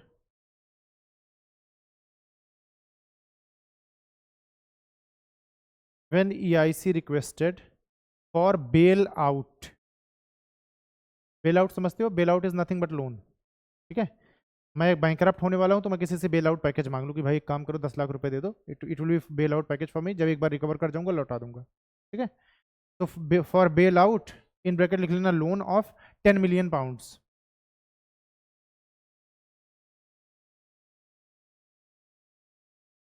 10 million pounds in 1770, 10 million pounds in 1770 as it was going bankrupt. इनके पास पैसे नहीं बचे थे, मैंने बोला ना कि they killed the golden egg laying goose, तो पैसे बचे नहीं, कहाँ से पैसे लाओगे? सूखा और पड़ गया, सूखा पड़ गया, tax evasion everything was there as they were going bankrupt. Okay, this was also an opportunity. अब थोड़ा इस क्वेश्चन को हम क्या कर रहे हैं, मतलब सम अप कर रहे हैं, खत्म कर रहे हैं। ठीक है, this was also an opportunity for parliament. This was also an opportunity for parliament to regulate EIC affairs. ने मौका दे दिया ना, पैसा कौन देगा? ब्रिटेन देगा, तो मैं दूंगा तो शर्तों पे दूंगा कि भाई तुम्हारा आपसे मैं मैनेज करूंगा, एक और ऑप्शन मिल गया ना। To regulate EIC affairs, also men like Robert Clive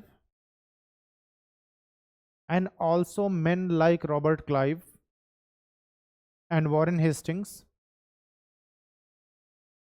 Hastings का टाइम क्या था? 7385। Robert Clive and Warren Hastings wanted a formal relationship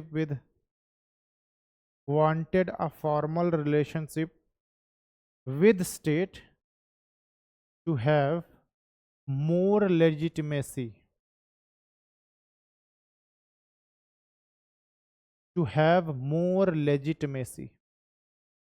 इनको नहीं चाहिए था कि स्टेट क्या करे, ज्यादा इंटरफेयर करे। और लास्ट तक यही होगा, गवर्नर जनरल्स कितने भी एक्ट आ जाएं, चार्टर्स आ जाएं, दे विल एक्ट इंडिपेंडेंट, है ना, अनलेस कि ये अबॉलिश करके क्या आ जाएगा, वाइस राय वाला कंसेप्ट। ठीक है, अब इससे पहले हम 1773 की बात आए, जरा एक वो लिखो आप, सेलेक्ट कमिटी ऑफ 1772। तो इससे पहले एक सेलेक्ट कमेटी बनाई गई थी जिनकी रिकमेंडेशन पे ये चार्टर एक्ट आया था, सेलेक्ट कमेटी ऑफ 1772। कुछ है नहीं इसमें, एक दो पॉइंट्स हैं।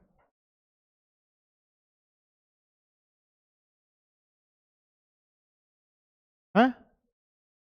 नहीं, दिस इज द कमेटी, कोई एक्ट बनाने के लिए कमेटी बनती ना पहले, दिस इज द कमेटी उस एक्ट को बनाने के लिए। पहला पॉइंट है, इसका सेटअप क्यों हुआ, setup to look state of affairs of India, क्या चल रहा है, किस मतलब क्या स्टेट है उनका, स्टेट मतलब क्या बोलेंगे, क्या अवस्था है,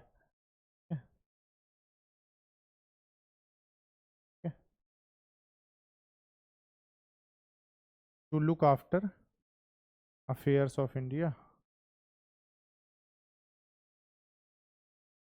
next point, to suggest what could be the relationship between state and EIC। तो टू लुक क्या था, टू सजेस्ट, हाँ मतलब ठीक है, लुक आफ्टर जो भी लो, relationship of state with EIC, इन दोनों के बीच कैसा रिलेशनशिप होना चाहिए, प्लस इसके आगे एक प्लस लगाना, how EIC is headquarter in London, how EIC is headquartered in London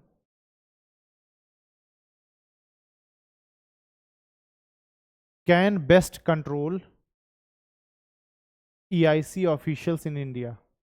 थोड़ा एक कंट्रोल बिठाना चाहते हैं कि कोई अपने मनमानी से काम ना करे, ठीक है, ओके। तो how EIC headquartered in London can best control EIC officials in India। how EIC headquartered in London can best control EIC officials in India। जो EIC का हेडक्वार्टर कहाँ है, लंदन में है, ऑफिशियल्स इंडिया में बैठे हैं, देयर इज अ बहुत ज़्यादा बड़ा डिस्टेंस है ना, तो अब इनको किस तरह से इफेक्टिवली आप कंट्रोल करो ताकि रॉबर्ट क्लाइव जैसे लोग अपने को रिच ना बनाते रहें, थोड़ा स्टेट की तरफ भी देखें, ठीक है।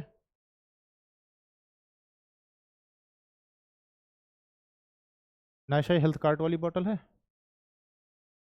हाँ हेल्थ कार्ड, दो खरीदोगे तो एक फ्री मिलती है, मल्टी वाइटामिन फिश ऑयल है ना, हाँ मुझे भी मिली थी दो कोई भी सप्लीमेंट खरीदोगे ना 800 रुपए के अराउंड का, तो ये बॉटल फ्री देते हैं, बॉटल अच्छी दिखती है इसलिए मैंने सप्लीमेंट खरीद लिया बॉटल के लिए, फिर वो बॉटल कोई और ले गया है। हेल्थ कार्ड, हेल्थ कार्ड नहीं पता, तो अच्छी बात है। व्हाट वाज द रिजल्ट, इसका रिजल्ट देखना आप, सेलेक्ट कमेटी का व्हाट वाज रिजल्ट। तो एक तो रिजल्ट, इसी का रिजल्ट होगा 1773 का एक्ट, वो तो उससे पहले कुछ एक आध बातें और हैं वो भी लिख लेते हैं। EIC अलाउड टू कंटिन्यू, तो इसका रिजल्ट क्या रहा सेलेक्ट कमेटी का, हाँ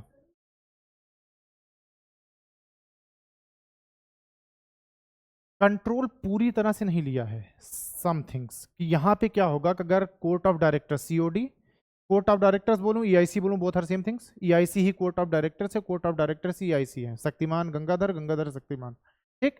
तो होगा क्या, अगर you are taking any action तो first inform the British government, now we are take such actions, तो पहले आप ब्रिटिश गवर्नमेंट को इन्फॉर्म कर दो, लेकिन सिर्फ inform, it's not bounded, they are not bounded, ठीक है ना, कि ब्रिटिश गवर्नमेंट बोल देगी कि ये मत करो, क्योंकि ये नेक्स्ट में होगा, जब 1784 वाला आएगा वहां पे देयर विल बी अ बाउंडेशन, है ना। खैर, तो यहाँ पे क्या होगा कि इनको पहले बताना पड़ेगा, उससे अभी देखते हैं इसका क्या क्या था, खैर ठीक है। To continue monopoly over trade, EIC allowed to continue monopoly over trade with East,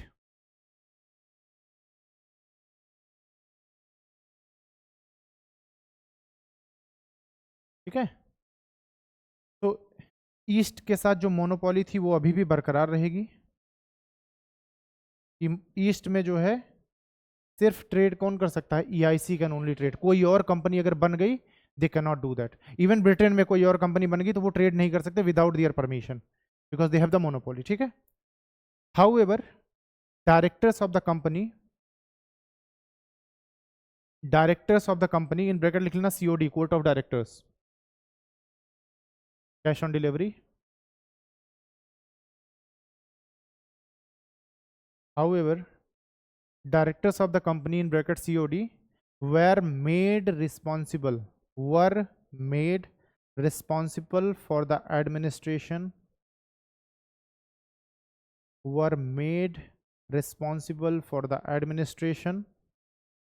of Indian territory with EIC,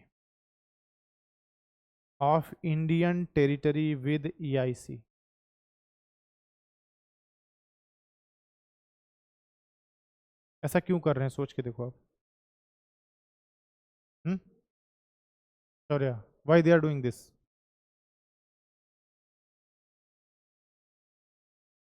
मतलब कि हाँ, कि क्यों डायरेक्टर्स को बोल रहे हैं कि भाई ठीक है, now you are the responsible one. ठीक है, एक तो अपने बचाव में यूज करेंगे कि ये थे। इससे पहले क्या होता था, जैसे जब क्राउन था, अगर वो मान लो कोर्ट ऑफ डायरेक्टर्स को गया बोलने, तो बोलते थे कि साहब ये हमारी इच्छा नहीं है, ये उनकी इच्छा है। अब ये बोल पाएंगे?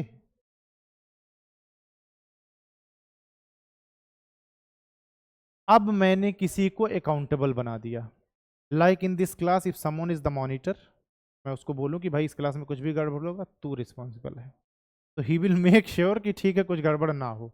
अगर हुआ तो मुझे बहुत सारे लोगों से माथा पची, मैं सिर्फ एक को पकड़ूंगा कि भाई तुम रिस्पॉन्सिबल हो, तुम जवाब दो ऐसा क्यों हुआ, या तुम इसको कंपनसेट करो, सिंपल सी बात है। तो ये लोग किसी को अकाउंटेबल बना रहे हैं, धीरे धीरे धीरे धीरे ये देखो कंट्रोल लेने की जगह पे बढ़ रहे हैं कि हाँ ठीक है। तो if someone is made accountable, another result is regulating act of 1773। इसमें क्या क्या बातें हैं वो देखते हैं जरा। ये है उसका main result, regulating act of 1773। Select committee का एक आउटकम ये भी है, ठीक है ना। This is the main outcome जो हमारे लिए काम है, ठीक है।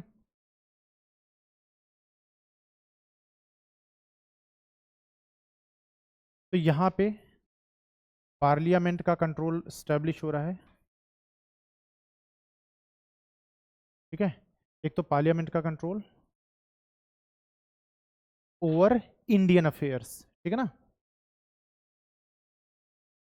Parliament control over Indian affairs, कि इंडिया में क्या चल रहा है उस पर कहीं ना कहीं इनका एक कंट्रोल स्टैब्लिश हो रहा है, because COD is now responsible, ठीक है। Okay, plus it brought COD under British government, ठीक है।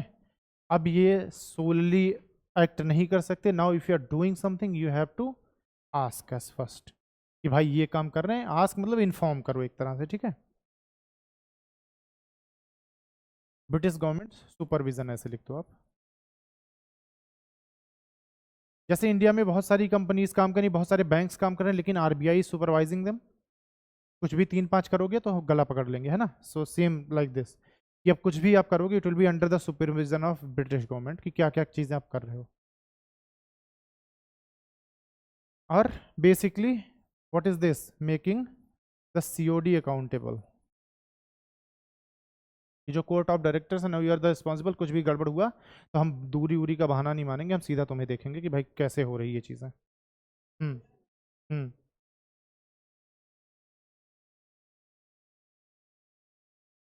अच्छा,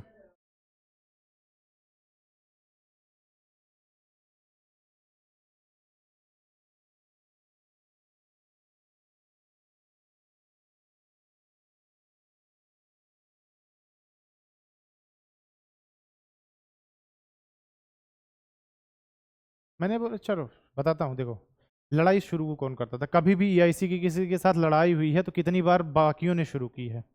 जब मुझे पता है कि मुझे एक पर्सन को पीटना है, पता है ना मुझे, तो मैं प्लान बनाऊंगा कि हाँ ठीक इसको इस टाइम पे मारूंगा। कब मारूंगा, जब मैं देखूंगा। मैं अपने दोस्तों को मैसेज करूंगा, ऐसा थोड़ी कि जैसे ही मैंने सोचा कि इसको पीटना तुरंत मैं उसको मारने चला गया, नहीं। पहले मैं अपने दोस्तों को फ़ोन करूंगा। अब मुझे पता कि मेरे दोस्त 2 दिन में पहुंच जाएंगे, तो मैं 2 दिन बाद की डेट रखूंगा कि 2 दिन बाद इसको पीटूंगा।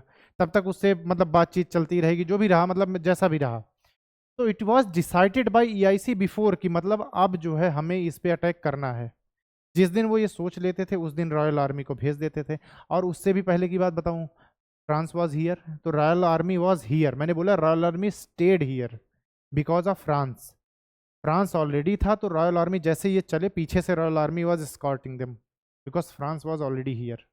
फ्रांस इनसे पहले आ गया था, तो France was already here. France was rival of Britain, तो इसीलिए रॉयल आर्मी तो आई हुई ही थी।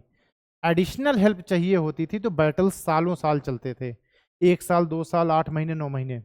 अगर मुझे लग रहा मैं हार रहा हूं तो तुरंत मैं लेटर लिखता था कि भाई रॉयल आर्मी को प्रायोरिटी बेसिस पे इंडिया में भेजो फॉर द एडिशनल सपोर्ट, कि जब तक युद्ध का अंजाम आएगा तब तक रॉयल आर्मी आ जाएगी and we will be having the.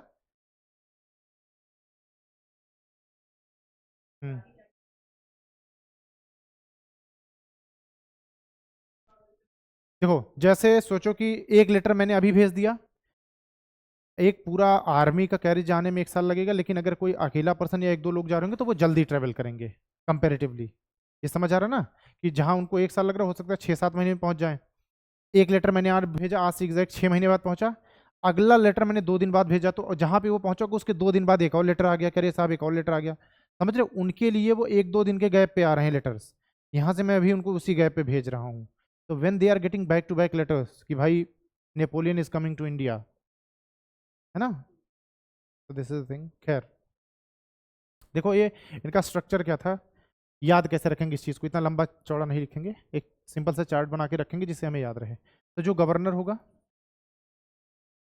Governors 3 लोग होंगे, एक होगा गवर्नर ऑफ बॉम्बे, एक होगा गवर्नर ऑफ मेड्रास, और एक होगा जीजी ऑफ बंगाल।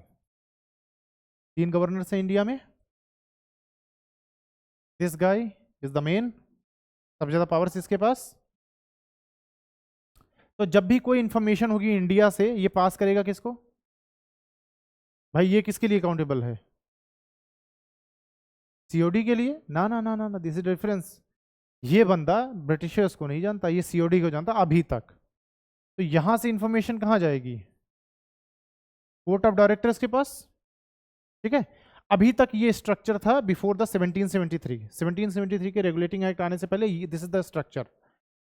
ओके, अब क्या हुआ जब 1773 का एक्ट आ गया? Now COD will pass this information to British officials, and British official is basically accountable to the British parliament. यही तो और यहां से बात चली जाएगी ब्रिटिश पार्लियामेंट के पास। तो देखो अब ये स्ट्रक्चर हो गया। तो ये स्ट्रक्चर था before 1773 and this is after 1773। 1773 plus मतलब onwards, this is the thing. अब देखो यहां से बहुत सारी बातें आ रही होंगी, मतलब बहुत सारी बातें इन द सेंस कि भाई मच्छर बहुत ज़्यादा है, इसकी नॉलेज इनको क्या होगा? कोई काम है इनको कि भाई यहाँ पे मच्छर ज़्यादा है, गर्मी बहुत है, लोग काले हैं, छोटे हैं, ठीक है, मतलब ये तो इंडियंस को ऐसा ही समझते थे। ठीक है, तो इन बातों का इनसे कोई लेना देना नहीं है। सिर्फ 3 मेन बातें हैं, देखो आप, 3 मेन बातें, 3 मेन बातों का काम है। एक तो मिलिट्री वाली अगर कोई इंफॉर्मेशन है, ठीक, मिलिट्री से रिलेटेड, आर्मी से रिलेटेड कोई इंफॉर्मेशन है, रेवेन्यू से रिलेटेड कोई इंफॉर्मेशन है कि भाई कितना पैसा आ रहा है, एक लेटर लिखेगा ना, जो भी गवर्नर जनरल ऑफ बंगाल होगा एक लेटर लिख करके बताएगा कि भाई इतना रेवेन्यू आ रहा है, आर्मी की कंडीशन ये है, या फिर हम ये काम करने वाले हैं with the help of army, these things. And then the civil functions. Civil functions मतलब administration and all, political affairs, है ना। तो ये 3 बातों की जो नॉलेज होगी, अगर इनसे रिलेटेड कोई इंफॉर्मेशन आती है, it needs to be passed to the EIC officials. ये बात छुपा नहीं सकते आप। और मतलब पहले तो ये था कि एक बात बोली कि आप हमें ये बात बस बता दो, नेक्स्ट रेगुलेटिंग एक्ट में हम सीधा लेटर ही ले लेंगे। These EIC official they will ask the exact letter कि भाई ये लेटर जो तुम्हारे पास आया है एज इट इज उठा के हमको दे दो, हम पढ़ लेंगे कि क्या क्या बातें हैं इसमें। 3 बातें मेन, अगर if that letter is related to if these 3 topics are there, ये लेटर हमको दे दो, हम पढ़ लेंगे कि क्या क्या बात है, ठीक है। This is the structure of regulating act 1773, ठीक है। अच्छा, जो ये जीजी ऑफ बंगाल है, पहले भी मैंने बताया कि he has the more powers, मतलब ऐसे कह सकते हो कि in condition of war and peace, ये तो याद है ना। वॉर एंड पीस वाली पावर्स किसके पास है? Governor general of Bengal. कहीं पे भी लड़ाई करनी है, कहीं पे भी मतलब अगर कोई ट्रीटी होनी है, with the permission of this guy, ठीक है ना। In emergency situations they can act independently, but her situation में नहीं, ठीक है। तो देखो 3 गवर्नर्स हैं इंडिया में, एक है बॉम्बे में, एक है मद्रास में, another is Bengal. Governor general of Bengal क्या है, इसके पास एडिशनल पावर्स हैं in matter of war and peace. बाकी पावर्स लगभग सेम है, लेकिन वॉर एंड पीस वाले में इसके पास थोड़ी ज़्यादा पावर्स हैं, सिर्फ 2 ही मैटर्स में। तो इसीलिए he is accountable to the court of directors. Court of directors को इंडिया की सारी नॉलेज कौन देगा? ये देंगे। इसको सारी नॉलेज कहाँ से मिलेगी? ये देंगे। अपने एरियाज की नॉलेज ये देंगे, बाकी जगहों की नॉलेज ये इकट्ठा करके सारी बातें बताएगा कोर्ट ऑफ डायरेक्टर्स को। ये था सिनेरियो 1773 से पहले का, क्योंकि ये क्या है, प्राइवेट, अरे भाई सीईओज तो हैं, सीईओज तो हैं। तो अब उसके बाद क्या हुआ, अब यहाँ तक जो है ब्रिटेन को कुछ भी पता नहीं चल रहा है, क्योंकि जो भी इंटरेक्शन हो रहा है इनके बीच में हो रहा है। तो 1773 के जो एक्ट आया, जो रेगुलेटिंग एक्ट आया, उसमें ये बोल दिया गया कि भाई जो भी इंफॉर्मेशन आपके पास आ रही है related to civil matters, military and the revenue system, ये सारी इंफॉर्मेशन एज इट इज़ बिना किसी चेंज किए ईआईसी ऑफिशियल्स को बता दो, और ईआईसी ऑफिशियल्स ऑब्वियसली पार्लियामेंट तक वो बात पहुंचा देंगे, ठीक है। So this is the structure after 1773। यहाँ से बात यहाँ आएगी और यहाँ से फिर ईआईसी को ट्रांसफर हो जाएगी, ठीक है।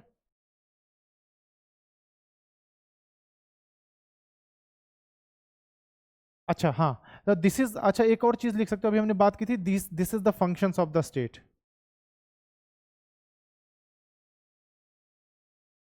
क्योंकि Britain is not a non state actor, EIC is, तो Britain is the state obviously, तो उनको इन चीजों से मतलब होगा। और जो नॉन स्टेट मतलब, या फिर मैं बोलूं कि चलो functions of the state, EIC कौन सी बातें ना बताए इनको, देखो ईआईसी को क्या बताना जरूरी नहीं है, बेसिकली द कॉमर्शियल अफेयर्स, कितनी चीज़ें हमने खरीदी, कितने सीड्स खरीदे, कितना कॉटन खरीदा, कितने को प्रोसेस किया, कितने पैसे इन्वेस्ट किए, कोई लेना देना नहीं है ना। तो कॉमर्शियल जो बातें होंगी, वो कॉमर्शियल अफेयर्स, ये आप अपने आप तक ही रखो कि भाई हमने चाइना से इतना माल मंगाया, इससे इतना प्रोसेस किया, ये किया वो किया, हमें बताओ रेवेन्यू कितना जनरेट किया, उतने तक अपने का काम है। क्या खरीदा, क्या बेचा, नथिंग टू डू विद दस, ये बातें बताओ हमें आप बस, ठीक है।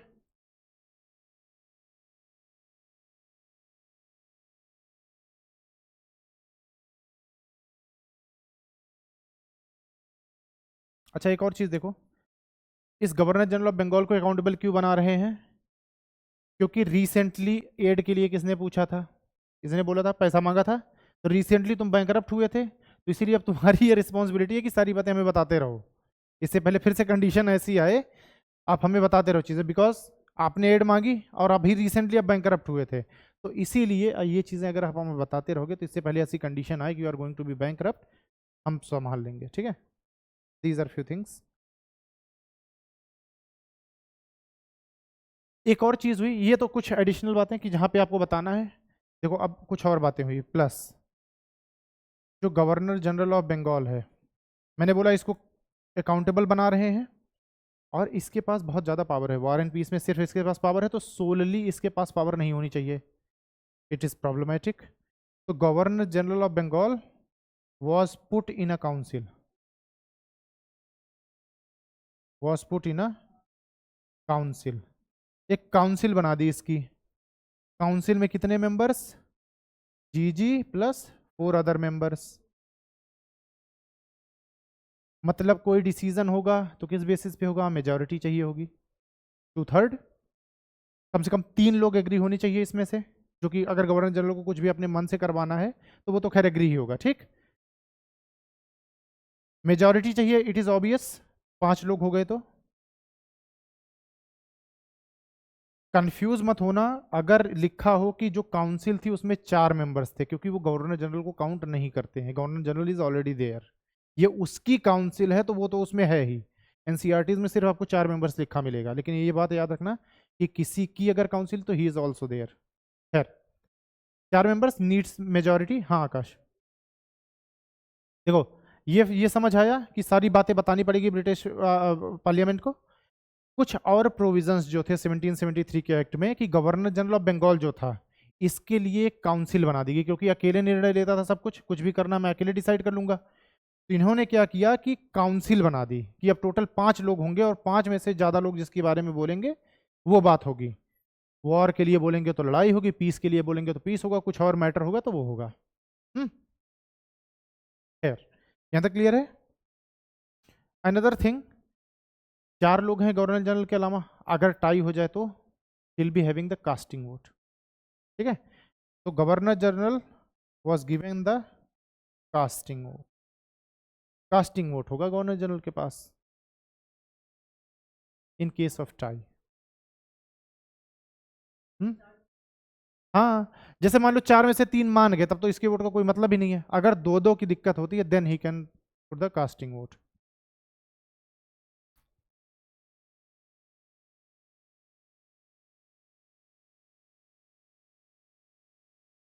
ये काम हुआ।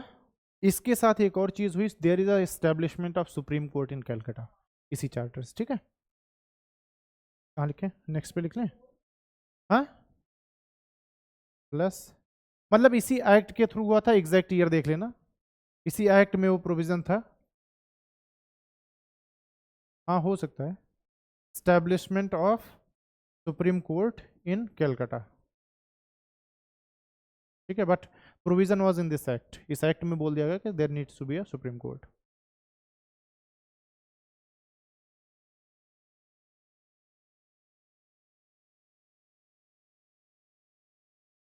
ठीक है, हो गया। टाइम है ना, बहुत टाइम है। चलो कुछ पॉइंट्स लिख लो आप इसके। ये तो हो गया इसका एक मोटा मोटा समरी। कुछ पॉइंट्स लिख लो आप इसके एडिशनल, कुछ और पॉइंट्स जो हैं। Governor of Bengal, governor general मत लिखना, गवर्नर ऑफ बंगाल, बिकॉज इस एक्ट के बाद गवर्नर जनरल बनेगा वो, अभी तक you are governor of Bengal. ठीक है ना, तो governor of Bengal elevated to governor general of Bengal.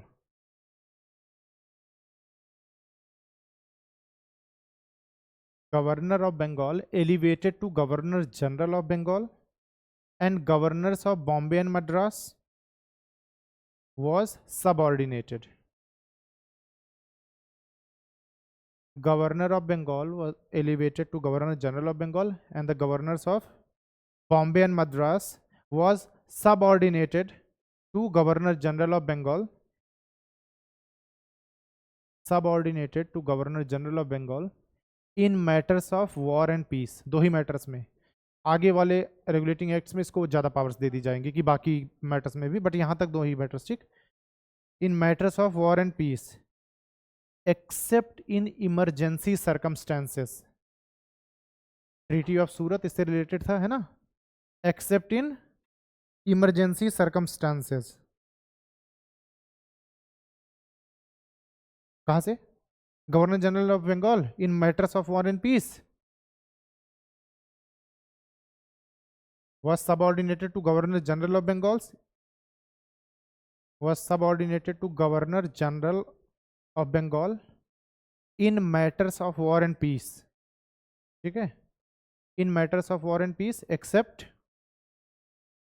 in emergency circumstances. Emergency circumstances का एक आइडिया हमने रिसेंटली पढ़ा था, मतलब एक example, treaty of Surat was between Raghunath Rao and the governor of Bombay, ठीक, which was ended by treaty of Purandar and the war resumes as Nana Saheb. Second point, governor general Bengal, GGB लिखो, इतना लंबा मत लिखो, GGB governor general of Bengal was put in a council of 4 members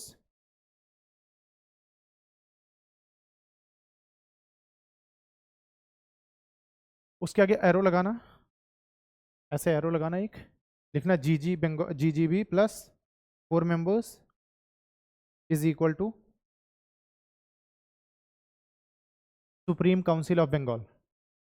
इस council को भी supreme council, इसीलिए एस सी जब लिखना तो ये सुप्रीम कोर्ट के लिए भी हो सकता है, सुप्रीम काउंसिल के लिए भी हो सकता है, कंफ्यूज मत होना, इसको एस सी भी लिखना, ठीक है। तो GGB plus 4 members is equal to supreme council of Bengal, they are known as supreme council of Bengal, which was also given legislative powers. इनको लेजिस्लेटिव पावर्स मिल गई, ऑल्सो लिखा है ना इसलिए, which are also given legislative powers.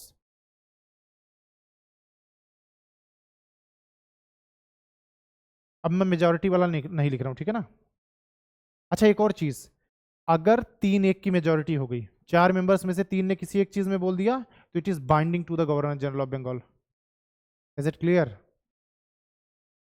देखो 4 में से अगर GG प्लस 4 लोग हैं, इन 4 में से अगर 3 ने बोल दिया कि भाई ये चीज होनी चाहिए, तो ये बात हो जाएगी इसके लिए बाइंडिंग, फिर ये उस चीज को बदल नहीं सकता, ठीक।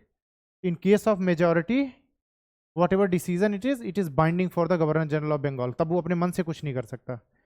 टाई होगा तब कास्टिंग वोट दे करके करवा सकता है, अदरवाइज जो भी अगर 3 मेंबर्स ने बोल दिया तो it is binding for the governor general of Bengal, ठीक है। Okay next, 5 years tenure for governor general of Bengal and the councillors. सबका टेन्योर 5 साल, गवर्नर जनरल ऑफ बंगाल हो तो 5 साल के लिए, और जो काउंसिलर्स हैं मतलब 4 अदर मेंबर्स।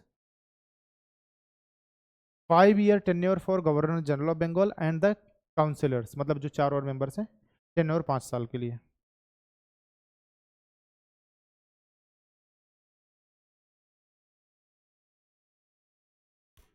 एक पॉइंट और लिख लो, मतलब ऐसे कि governors of Bombay and Madras will be suspended by GGB if they do not obey their like orders in matter of war and peace. अब इसको शॉर्ट में जैसे भी अपने में लिखना चाहो, governor of Bombay and Madras will be suspended if they do not obey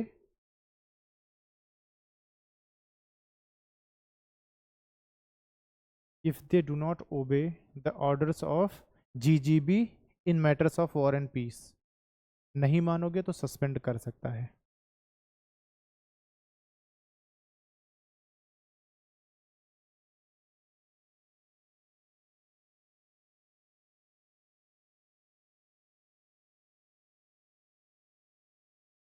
वो पॉइंट नहीं लिख रहे हैं कि सारी इंफॉर्मेशंस ये कलेक्ट करेगा और भेजेगा, ठीक। आगे अगर आप लिखना चाहो जगह छोड़ दो, ये पॉइंट अपने हिसाब से लिख लेना जैसे भी आप करना चाहो।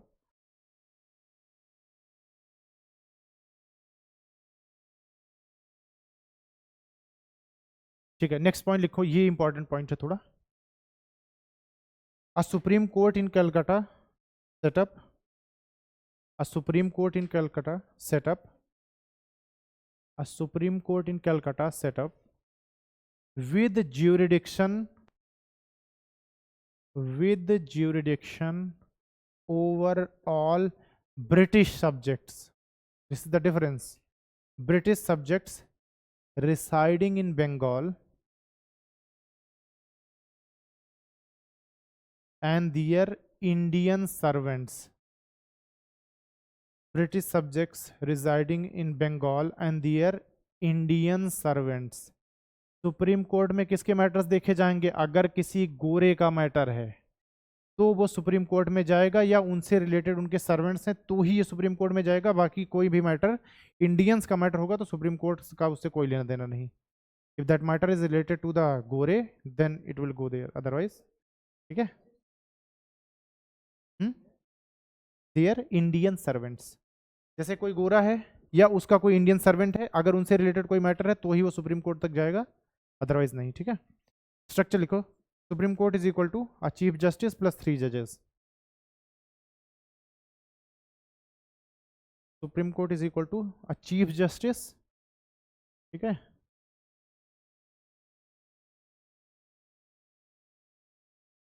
अ चीफ जस्टिस प्लस 3 अदर जजेस।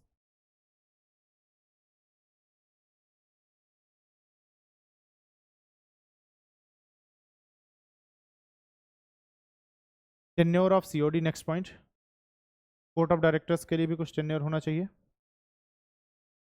टेन्योर ऑफ सीओडी, जितने भी मेंबर्स होंगे 4 इयर्स, ठीक है, हर एक member 4 year, 4 years plus can not be reappointed as directors, एक बार 4 साल पूरा, जैसे आप राज्यपाल बन गए या राष्ट्रपति बन गए, काम खत्म, ऐसे ही इनका भी, ठीक है। Can not be reappointed as directors, EIC officials बन सकते हो पर डायरेक्टर फिर से नहीं बन सकते। हम्म हम्म अरे वो अलग बात। Next point, no gifts could be taken, no gifts could be taken by EIC officials from Indians. आज के टाइम पे भी ऐसे होता है कि आप घूस नहीं ले सकते तो आप गिफ्ट ले लेते हो, पता है कि नहीं? मुझे कार गिफ्ट की है, घूस नहीं दी है। No gifts could be taken by EIC officials from Indians to target corruption by EIC officials. अब ये EIC ऑफिशियल इस तरह से भी करप्शन कर रहे थे कि भाई ये तो हमें गिफ्ट दिया इन्होंने, राजा को बोला घूस मत दो, एक काम करो इतनी जमीन हमें गिफ्ट कर दो, लो ये गिफ्ट है। इसीलिए बोलते हैं dowry is crime, gift is not. दहेज नहीं गिफ्ट है। ठीक है। अब जरा इसके नेगेटिव्स लिख लो आप, what are the negatives of 1773 regulating act. Negative heading डाल दो बस, उसके कुछ पॉइंट्स लिख लो आप।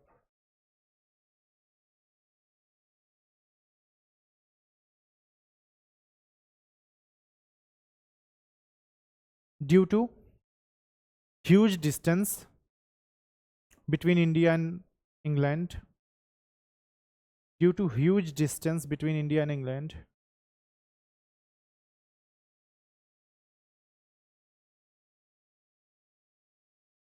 problem of communication and therefore supervision of Indian affairs suffered। ये खाली ऑन पेपर ही रह गया, ये कोई सुपरविजन हो नहीं पाया। therefore supervision of Indian affairs suffered।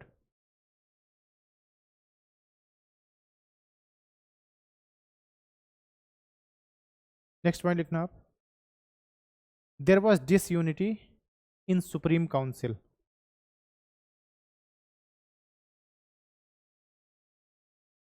There was disunity between supreme council,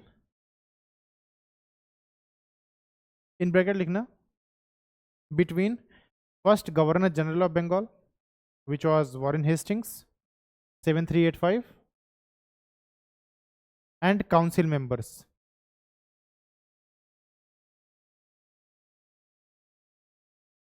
एक मजे की, ठीक है, डिसयूनिटी बिटवीन, ये समझ आया ना, बिटवीन काउंसिल मेंबर्स किसकी किस भी बीच में थी, तो first governor general of Bengal which is Warren Hastings 7385 and other council members. क्योंकि सोचो गवर्नर जनरल हूँ, कोई बात मनवानी है, काउंसिल मेंबर्स में से 3 लोग एक मत होकर के बोले कि नहीं हम नहीं मानते तुम्हारी बात, हम तो ये कहेंगे, तो मुझे वो बात माननी पड़ेगी।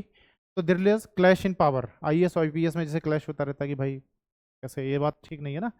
तो देयर इज एक मजेदार स्टोरी बताता हूँ आपको। तो एक पर्सन था उस काउंसिल में, his name was Philip Francis, Philip Francis.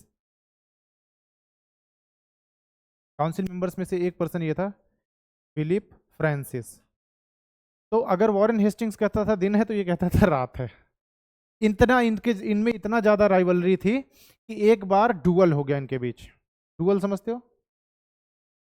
हैं? अरे किसी ने वो मूवी देखी है, कियानू रीव्स की एक मूवी आई थी अभी, क्या नाम है उस पिक्चर का, फेमस है कौन सा? हाँ जॉन विक। जॉन विक में डुअल होता था ना, तो ब्रिटिशर्स में जब डुअल होता था तो क्या था कि आपके पास गन्स होंगी, तो एक बार तुम्हें मौका मिलेगा गोली चलाने का और अगला डॉज करेगा, एक बार अगले को मौका मिलेगा गोली चलाने का तो तुम डॉज करोगे, ठीक। तो इनके बीच में डुअल हो गया कि अब या तो तुम रहोगे या तो मैं रहूंगा। इट्स रिटन, पढ़ सकते हो आप इस चीज को। तो there was a duel between Warren Hastings और फिलिप फ्रांसिस। और मजे की बात देखो, दोनों प्रोफेशनल्स, जिंदगी में इन्होंने बंदूक नहीं उठाई। वॉरेन हेस्टिंग्स की पूरी हिस्ट्री पढ़ लो, कभी उसने बंदूक नहीं उठाई, ना ही इसने उठाई। तो अब डुअल हो रहा, तो दिस इज द डिस्टेंस। उसके बाद तो पहले गोली इसको चलानी थी, तो वॉरेन हेस्टिंग्स को लगा कि मैं तो निपटा अब। इसने गन चलाई बिकॉज इट वाज कोल्ड, तो उसकी गन फायर ही नहीं हुई। अब मौत इसके सर पे आ गई, ठीक है। वॉरेन हेस्टिंग्स ने गोली चलाई और शायद यहाँ पे गोली लगी थी, साइड में रिब्स में, ऐसा बोला जाता है। इसको रिब्स में गोली लगी और ये गिर गया कि मैं तो मर गया, लेकिन वो गोली मतलब ऐसे टच करते हुए निकल गई थी। फिर थोड़ी देर इसको लगा कि नहीं जिंदा हूँ। ठीक है, so this type of clash was there. तो सोचो अगर इस तरह की बात थी तो हर डिसीजन पे कितनी ज्यादा प्रॉब्लम्स होती रही होंगी कि मैं कुछ बोल रहा हूँ तो अगला कुछ बोल रहा है। ठीक है, तो there was a duel between these two. ठीक है ना, प्लस उसी पॉइंट में प्लस लगाना, उसके बाद नीचे एक और लाइन लिखना, no veto power was given to governor general of Bengal. आगे इस चीज को ठीक किया जाएगा। अगर वीटो पावर होती तो वो उस चीज को रोक सकता था, वीटो तो कर ही सकता था ना। ठीक है, so no veto power was given to governor general of Bengal over the council. Casting vote is की जब देखो आप, दिस इज द डिफरेंस, मान लो कि टाई हो गया, अब उन दोनों में से तुम्हें एक पक्ष चूज करना ही करना है, उस चीज को रोक नहीं सकते आप, whether you go with these two और go with these two. But veto is what कि रोक दो, मतलब दोनों की बात पसंद नहीं आई, ना मैं तुम्हारा मानूंगा ना मैं तुम्हारा मानूंगा। ठीक है,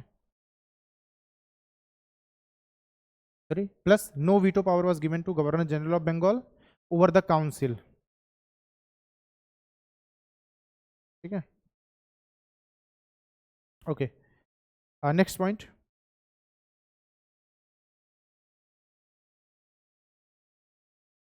एक्सेप्ट इन इमरजेंसी कंडीशंस,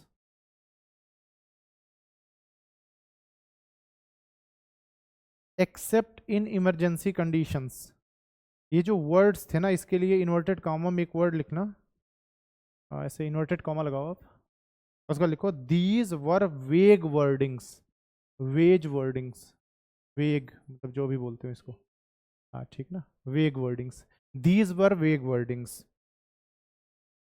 मतलब ये कहने की बात है कि भाई सिर्फ इमरजेंसी केस में वो दोनों अपने मन से लेंगे, ऐसे इन जनरल वो दोनों यही कर रहे थे कि अपने मन से कर ले रहे थे।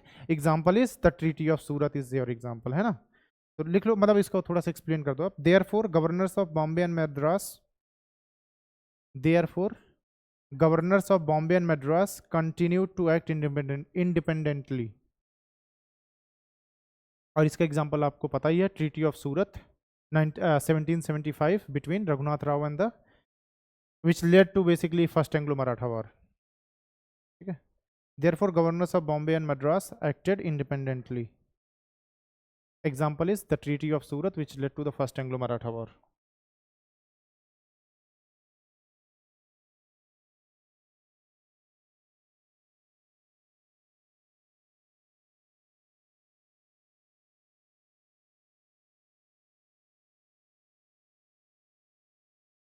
एक और प्रॉब्लम थी यहाँ, सोच के देखो, जो एससीबी थी और सुप्रीम कोर्ट था, इनके ज्यूरिडिक्शंस का एरिया क्लियर नहीं किया गया। तो कई बार कुछ केसेस होते थे, जैसे मान लो कि अगर मैं कोई इंडियन, मेरे साथ कोई प्रॉब्लम हुई तो मैं अपना निकाल लूँ कि भाई देखो मेरे ये तो इसके सर्वेंट हैं, तो टेक्निकली मैं इसका सर्वेंट हूँ, तो मेरा ये सुप्रीम कोर्ट में जाना चाहिए। एससीबी बोलता था नहीं ये हमारी ज्यूरिडिक्शन का केस है, तो there is a clash between the jurisdiction. कई बार पुलिस में ये चीज़ होती थी, पहले के डाकू क्यों नहीं पकड़े जाते थे, क्योंकि यूपी और एमपी का बॉर्डर लगता था, वो चंबल भाग जाते थे, यूपी पुलिस भाई वो उनके ज्यूरिडिक्शन से बाहर है, वो कुछ नहीं कर सकते वहाँ। उधर की पुलिस आती थी यूपी में भाग आते थे, नई जगह में छत्तीसगढ़ भाग जाते थे। दिस इज द थिंग, ऐसे ही इनमें क्लैश चल रहा है कि भाई ज्यूरिडिक्शन का जो एरिया है वो क्लियर नहीं किया गया, तो there is a clash between supreme court and then SCB. हाँ, बहुत सारे केसेस में यहाँ भी सेम चीज़ थी। ठीक, तो इसको अगर अपने पॉइंट्स में लिखना चाहो तो लिख लो, नहीं तो मैं लिखवा दूं, बोलो। Okay, lack of clarity in the jurisdiction of, lack of clarity in jurisdiction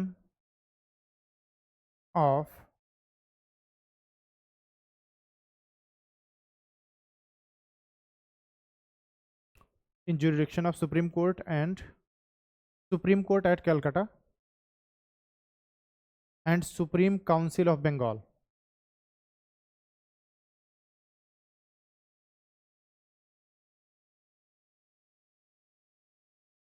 which led to conflict between these two,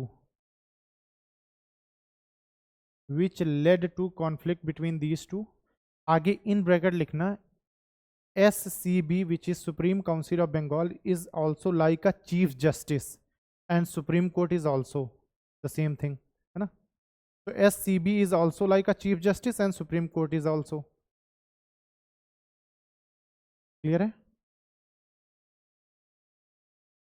एक नोट लिखना इसके जस्ट नीचे, अभी याद आया इसको भी आपको बता देता हूँ।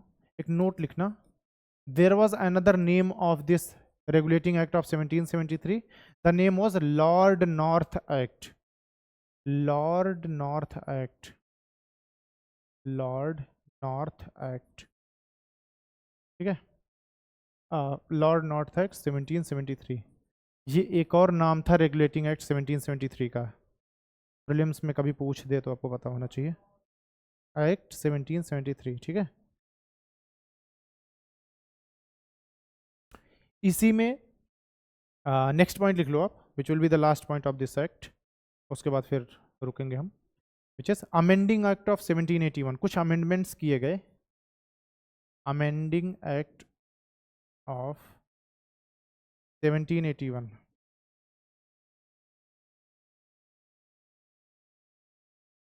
दो तीन पॉइंट्स हैं बस, ज़्यादा नहीं है।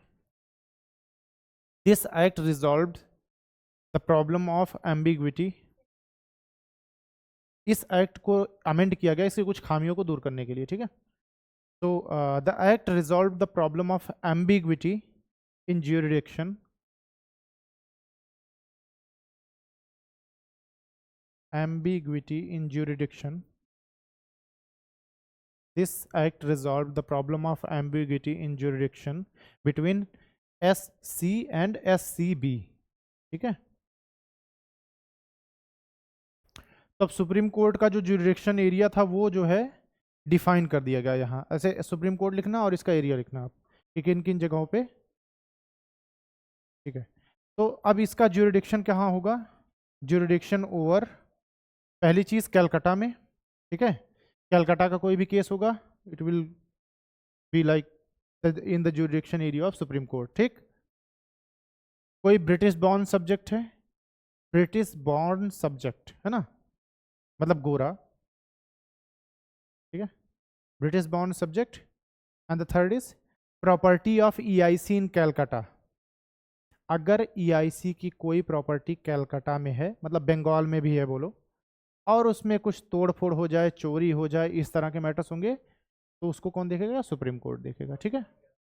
फर्स्ट पॉइंट वाज अगर कैलकाटा में कोई केस हो रहा है, ठीक है, मतलब अदर देन चोरी, अदर केसेस, मारपीट कुछ भी, हाँ हाँ, सिर्फ Calcutta, that in that area, ठीक है। और बंगाल में अगर कोई प्रॉपर्टी से रिलेटेड प्रॉब्लम हो रही है, देन वो भी केस सुप्रीम कोर्ट देखेगा, ठीक है। प्रॉपर्टी ऑफ ईआईसी इन कलकत्ता, या फिर बंगाल बोल लो आप, इन ब्रैकेट बंगाल लिख लेना। बंगाल में अगर ईआईसी की प्रॉपर्टी पे भी कोई प्रॉब्लम होती है, जैसे कोई प्रॉपर्टी चोरी हो गई, तोड़ फोड़ दी गई, नुकसान पहुंचाया गया, जो भी हो, तो वो सारे केसेस कौन देखेगा, Supreme Court. These are few areas decided by the amending act of 1781, ठीक है। तो सुप्रीम कोर्ट का यहाँ हो गया। इसके अदर देन दिस सारा एससीबी देखेगा।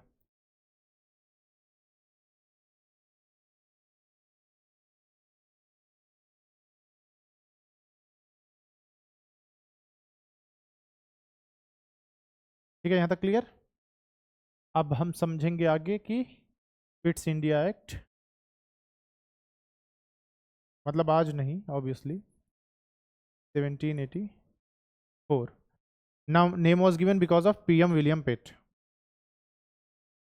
है पीएम विलियम पिट, अच्छा, प्राइम मिनिस्टर। अच्छा, इसको ना AKA एक्ट, सिर्फ इसी एक्ट को पता नहीं क्यों ईस्ट इंडिया कंपनी एक्ट भी बोलते हैं, बाकी है तो सारे वही, सारा एक्ट उसी के लिए आ रहा है, बट इस एक्ट को स्पेशली, तो it is also AKA, also known as EIC act. सिर्फ इस एक्ट को पर्टिकुलरली EIC एक्ट भी बोलते हैं। The name was given of because of PM William पिट। आगे समझेंगे ये सारी चीजें, ठीक है।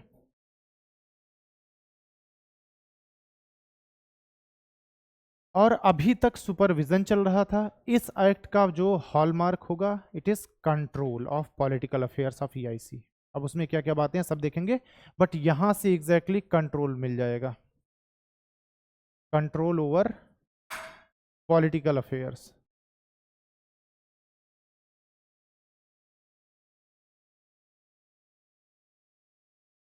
This is the outcome of this. क्यों लाया गया, दिस इज द रीजन। अभी तक सिर्फ सुपरविजन की बात थी, अब देयर इज अ कंट्रोल। ठीक है, जैसे पहले ऑक्यूपेंसी राइट्स थे, देन लीगल राइट्स आ गए, सुपरविजन था, अब यहां से एग्जैक्टली कंट्रोल स्टेब्लिश हो जाएगा कि without their permission you can't do anything in the matters of, obviously वो तीन मैटर्स, सिविल, मिलिट्री, रेवेन्यू। खैर ये समझेंगे फिर से, कोई नहीं। हम्म।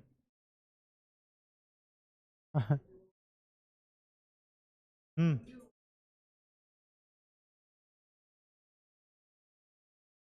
शायद यार मुझे वो वीडियो दिखी थी, देखो बात ये होती है ना कि कई बार वीडियोस रिमूव हो जाते हैं अगर कुछ इस तरह के ऑफेंसिव वीडियोस हों, which is offensive for them not for us, but YouTube की पॉलिसी है ना किस तरह से।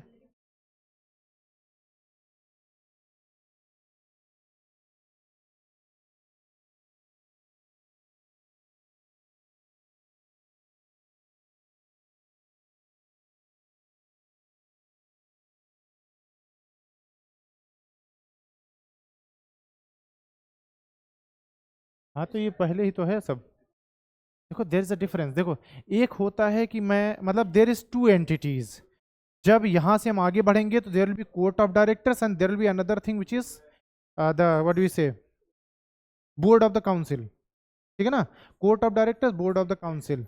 तो यहाँ पे ब्रिटिश गवर्नमेंट, यहाँ पे court of directors, they both playing their roles. 1857 तक आते आते इनको लगा कि अब एक ही पर्सन होना चाहिए। जैसे देखो पहले ब्रिटिशर्स आए तो मुगल्स को या बाकी राजाओं को नहीं हटाया, दोनों साथ में काम कर रहे थे। एक टाइम आएगा ब्रिटिशर्स को लगेगा कि अब they are irrelevant for us, अब इनको हटा दो, सिर्फ हम रहेंगे। ऐसे ही कोर्ट ऑफ डायरेक्टर्स 1857 तक होंगे, फिर इनको कंप्लीटली रिमूव कर दिया जाएगा, then there will be the whole government, क्योंकि जो only government, only British government, crown will be only there.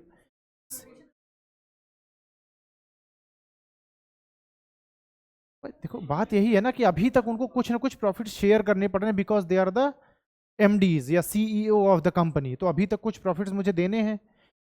देखो जैसे प्रॉफिट्स कम होते थे, ईआईसी क्या करती थी, इंटरमीडियरीज को हटा देती थी। अब अगर यहाँ पे प्रॉफिट्स कम हो रहे हैं, यहाँ पे भी प्रॉफिट्स कम हो गए इंडिया से आने, and COD is taking huge amount of those profits as well. एक ये भी तरीका हो सकता है ना, तो मैं क्या हो कि सीओडी को हटा दूं, पूरा पैसा सिर्फ ब्रिटिश गवर्नमेंट को मिलने लग जाए। It could be another reason ना। तो इसीलिए 1857 तक इनको लगा कि यार दो लोगों से मैं लड़ूं, एक तो इंडियन से लड़ूं, दूसरा सीओडी से लड़ूं, तो पहले एक को काटो, पहले एक को हटाओ। अगर मान लो कि जैसे रावण था, उसको दो लोगों से लड़ना पड़ा, विभीषण से अलग लड़ रहा था, राम से अलग लड़ रहा था। अगर वो विभीषण को पहले मार देता तो इट वॉज, तब इतना आसान नहीं होता ना, राम जी के लिए मारना उसको इतना आसान नहीं होता। इनको लगा कि पहले इसको मारो, पहले सीओडी को हटाओ, ये अपने घर के हैं प्लस ये हमारे दुश्मन और बनते जा रहे हैं। इसने क्या कि सीओडी को कट करो 1857 के बाद, उसके बाद फिर ये आए इंडियंस पे, अब इनको मारो काटो, कीमा बनाओ। हाँ ठीक है, जा सकते हो ऑनलाइन वाले, अरे मानो जाओ घर जाओ, क्या कर रहे हो, काहे परेशान हो रहे हो। ठीक है, वेलकम।